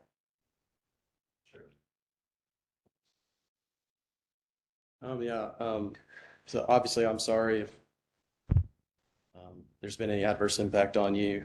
I mean, I think I did in the application actually note that the playground could be the noisiest use, the children running around and playing. So, but yes, the modular units would be connected to water and sanitary sewer. So, you know, there shouldn't be any odor or anything like that. There's actually utility lines that run right through there and go out to Old Augusta. So we would obviously have to get that all permitted and worked out with the city. But yeah, so obviously we've purchased this property and been in operation for since August last year. So we're just trying to figure out how to keep going.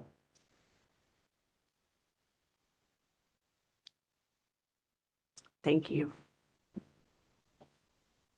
At this point, we'll close the public portion of the meeting.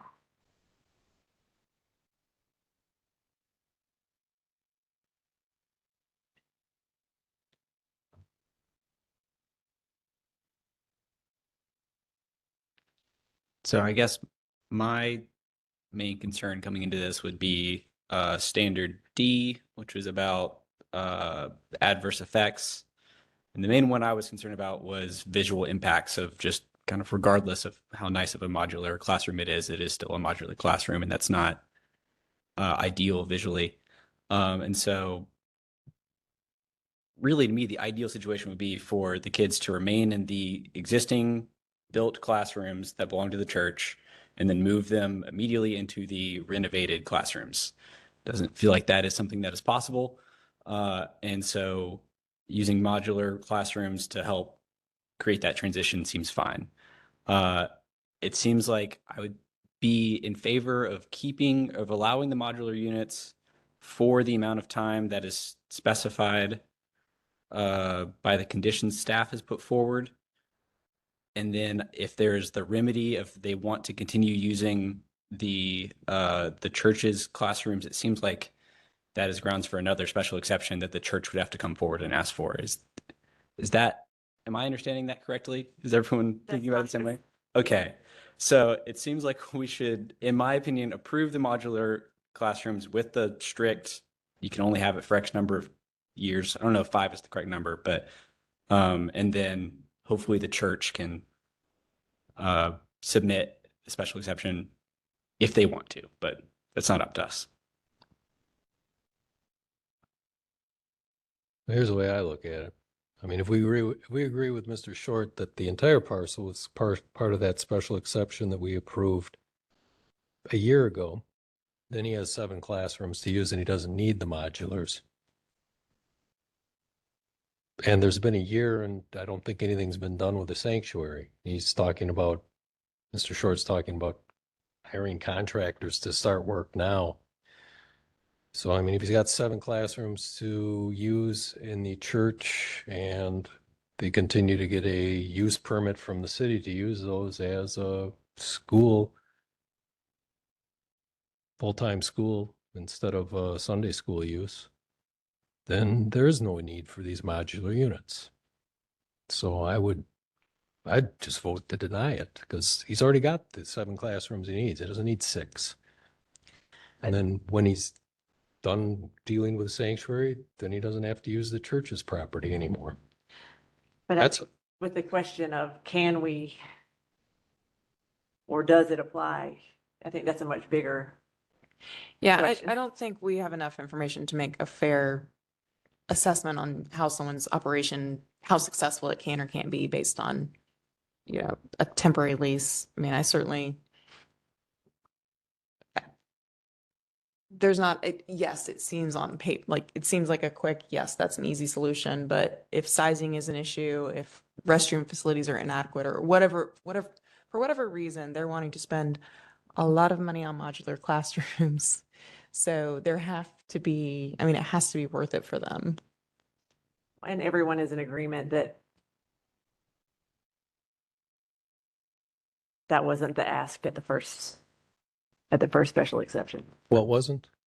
To continue working, to continue operations in the portion that was going to be subdivided out of what they were purchasing. Don't know about that because they haven't done anything in a year to rehab the sanctuary.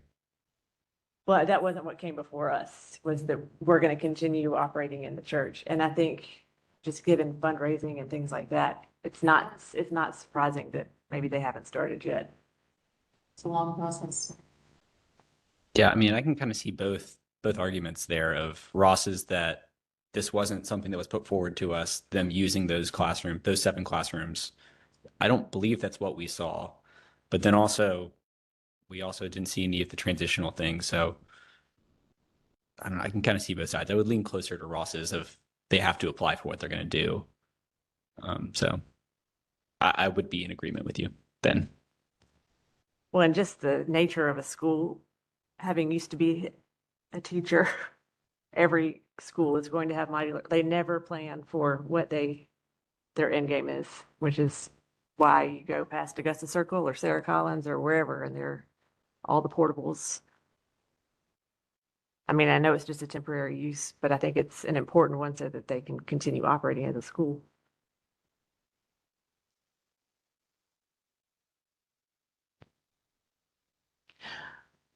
I feel like staff is, this is a very nuanced application, and I feel like staff has definitely done their due diligence to write it out, you know, with their recommendations, you know, to grant the applicant what they need or what they're asking for, but also to make sure that, you know, the legal parameters are in place. And I think we just need to go with that.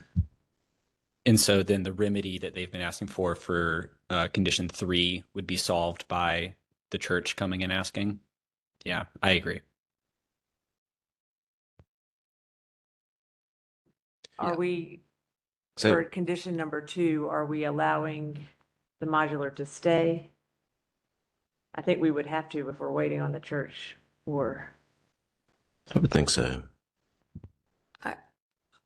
I'm okay with that because I do understand, it is hard to plan long-term, especially when you don't have your financing together and so forth. So, and I can understand that, okay, well, maybe we were able to renovate 5 classrooms, we still need 2, so we're going to cut it back.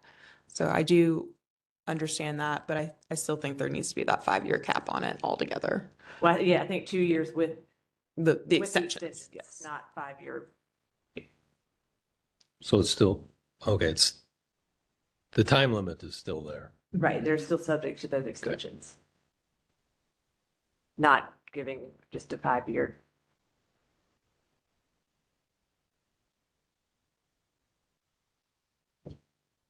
And so on 3, is everybody comfortable with removing that? I mean, it seems to me like the temporary use permit is just something that is a staff decision, and To me, it seems inapplicable yeah. here. It's restrictive as well, Mhm. because it would tie the two together, which we don't think is the right thing to do, right? Right.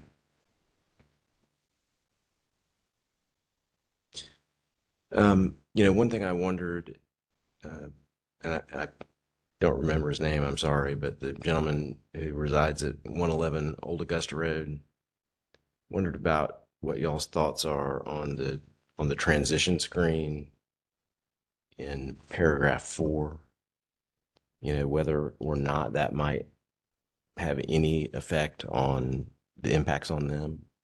Ross, is it possible for you to pull up the site plan and show us where the playground is? I mean, honestly, it seems like whether the playground is making noise isn't directly related to the modular units and where they are.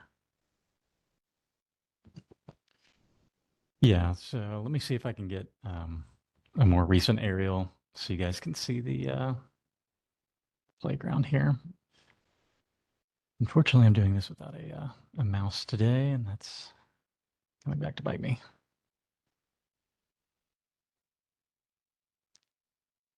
And then I'll pull up some of those screen examples if I can do that.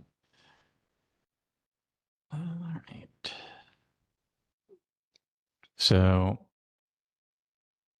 you can see that is where the playground is. And then this is where those modulars would be, or the modular, excuse me. And then obviously this is the affected property. So there's a shared boundary there. I see.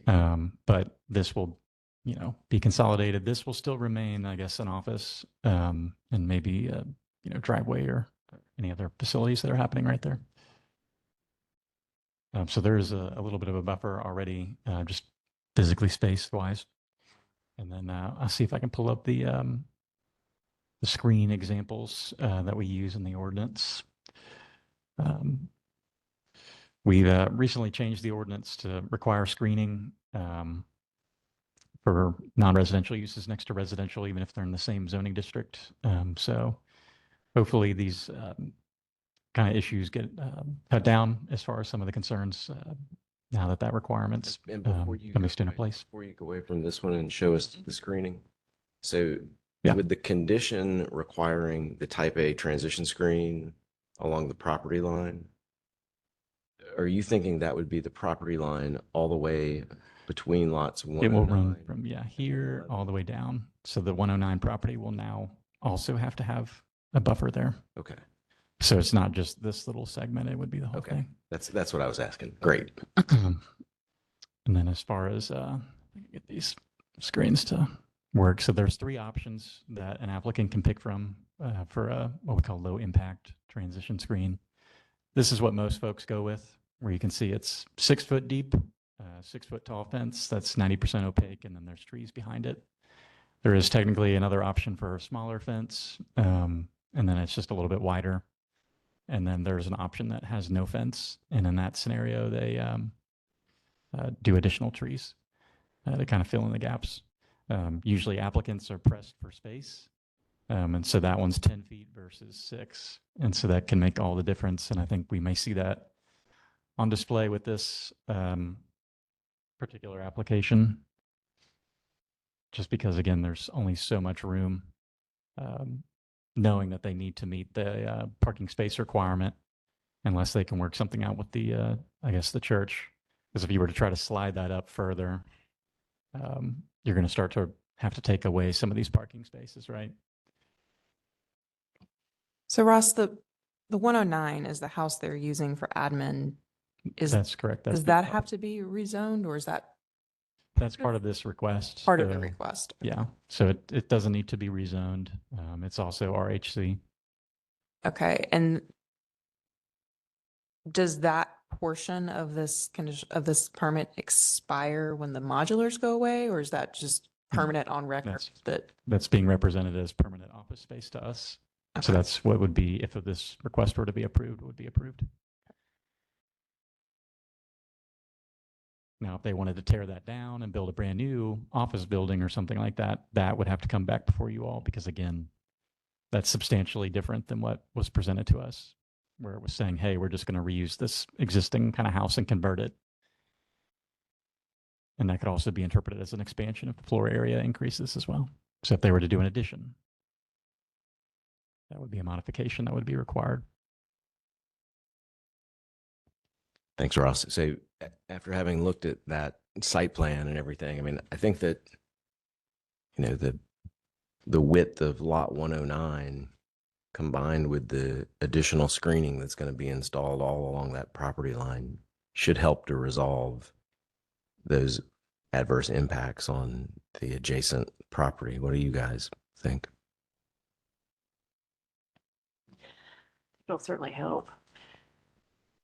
Yeah, it also looks like there's a second playground for the apartment complex next door that might be backing up to his backyard as well. So which obviously is not part of this application, but you know, it's there as well.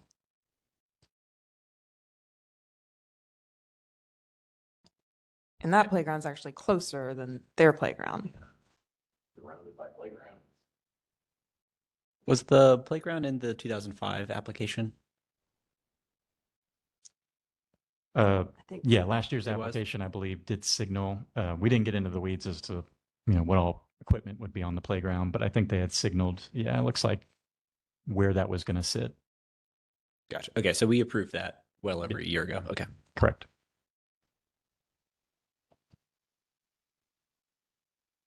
And again, that was part of the reason for the buffering, the initial for 109.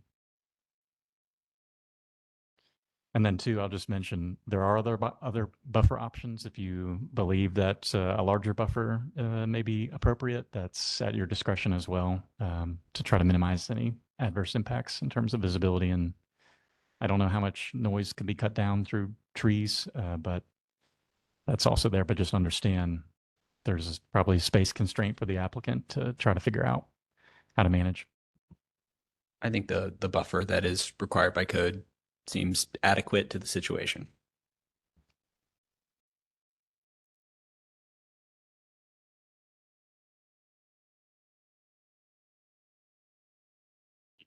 Would anyone like to make a motion? I'll make a motion. Madam Chair, I move that we adopt a motion approving docket number S25-380M, applicant King's Classical School, that we approve a special exception with the staff conditions in the staff recommendation with the following changes. In paragraph 2, remove the second sentence.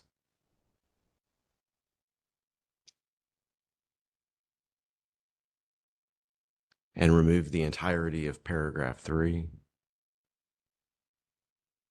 And that we make the following findings. That with the conditions, that the proposed special exception is consistent with the comprehensive plan, that the proposed special exception complies with all use standards in Division 19-3.4, that the proposed special exception is appropriate for its location and compatible with the character of surrounding lands and uses permitted in the zoning districts of surrounding lands and will not reduce property values of surrounding lands, And finally, the finding that the design of the proposed special exception minimizes adverse impacts, including visual impacts of the proposed use on adjacent lands. Furthermore, the proposed special exception does not impose significant adverse impacts on surrounding lands regarding service delivery, parking and loading, odors, noise, glare, vibration, and does not create a nuisance. That is my motion. And just a point of order on those last findings based on what was written in the staff report, or did you want to elaborate further on those four? No, that's based on the staff findings. Okay. Do we have a second? Second. Ross, may we get a roll call vote, please? Yes. Sean Scoopmeyer, Yes. Tammy Johnson, Yes. Matthew Prater, Yes. Sam Davis, Yes. Mark Harrow, No. Lauren Roundsville. Yes. Motion passes. Next.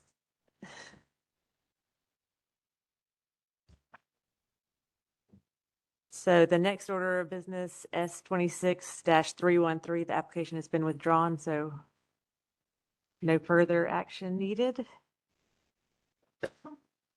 We get an update from staff, please? Do you have any updates? Michael, do you have any updates for him? Come check out our new Civic Design Center. We had our ribbon cutting earlier this week, so we are right off of Main Street now. And if you've not had a chance to come by, feel free to drop in and we will gladly give you a tour of our new space. Thank you. Could I ask a question? So with that, no? Okay, well then there.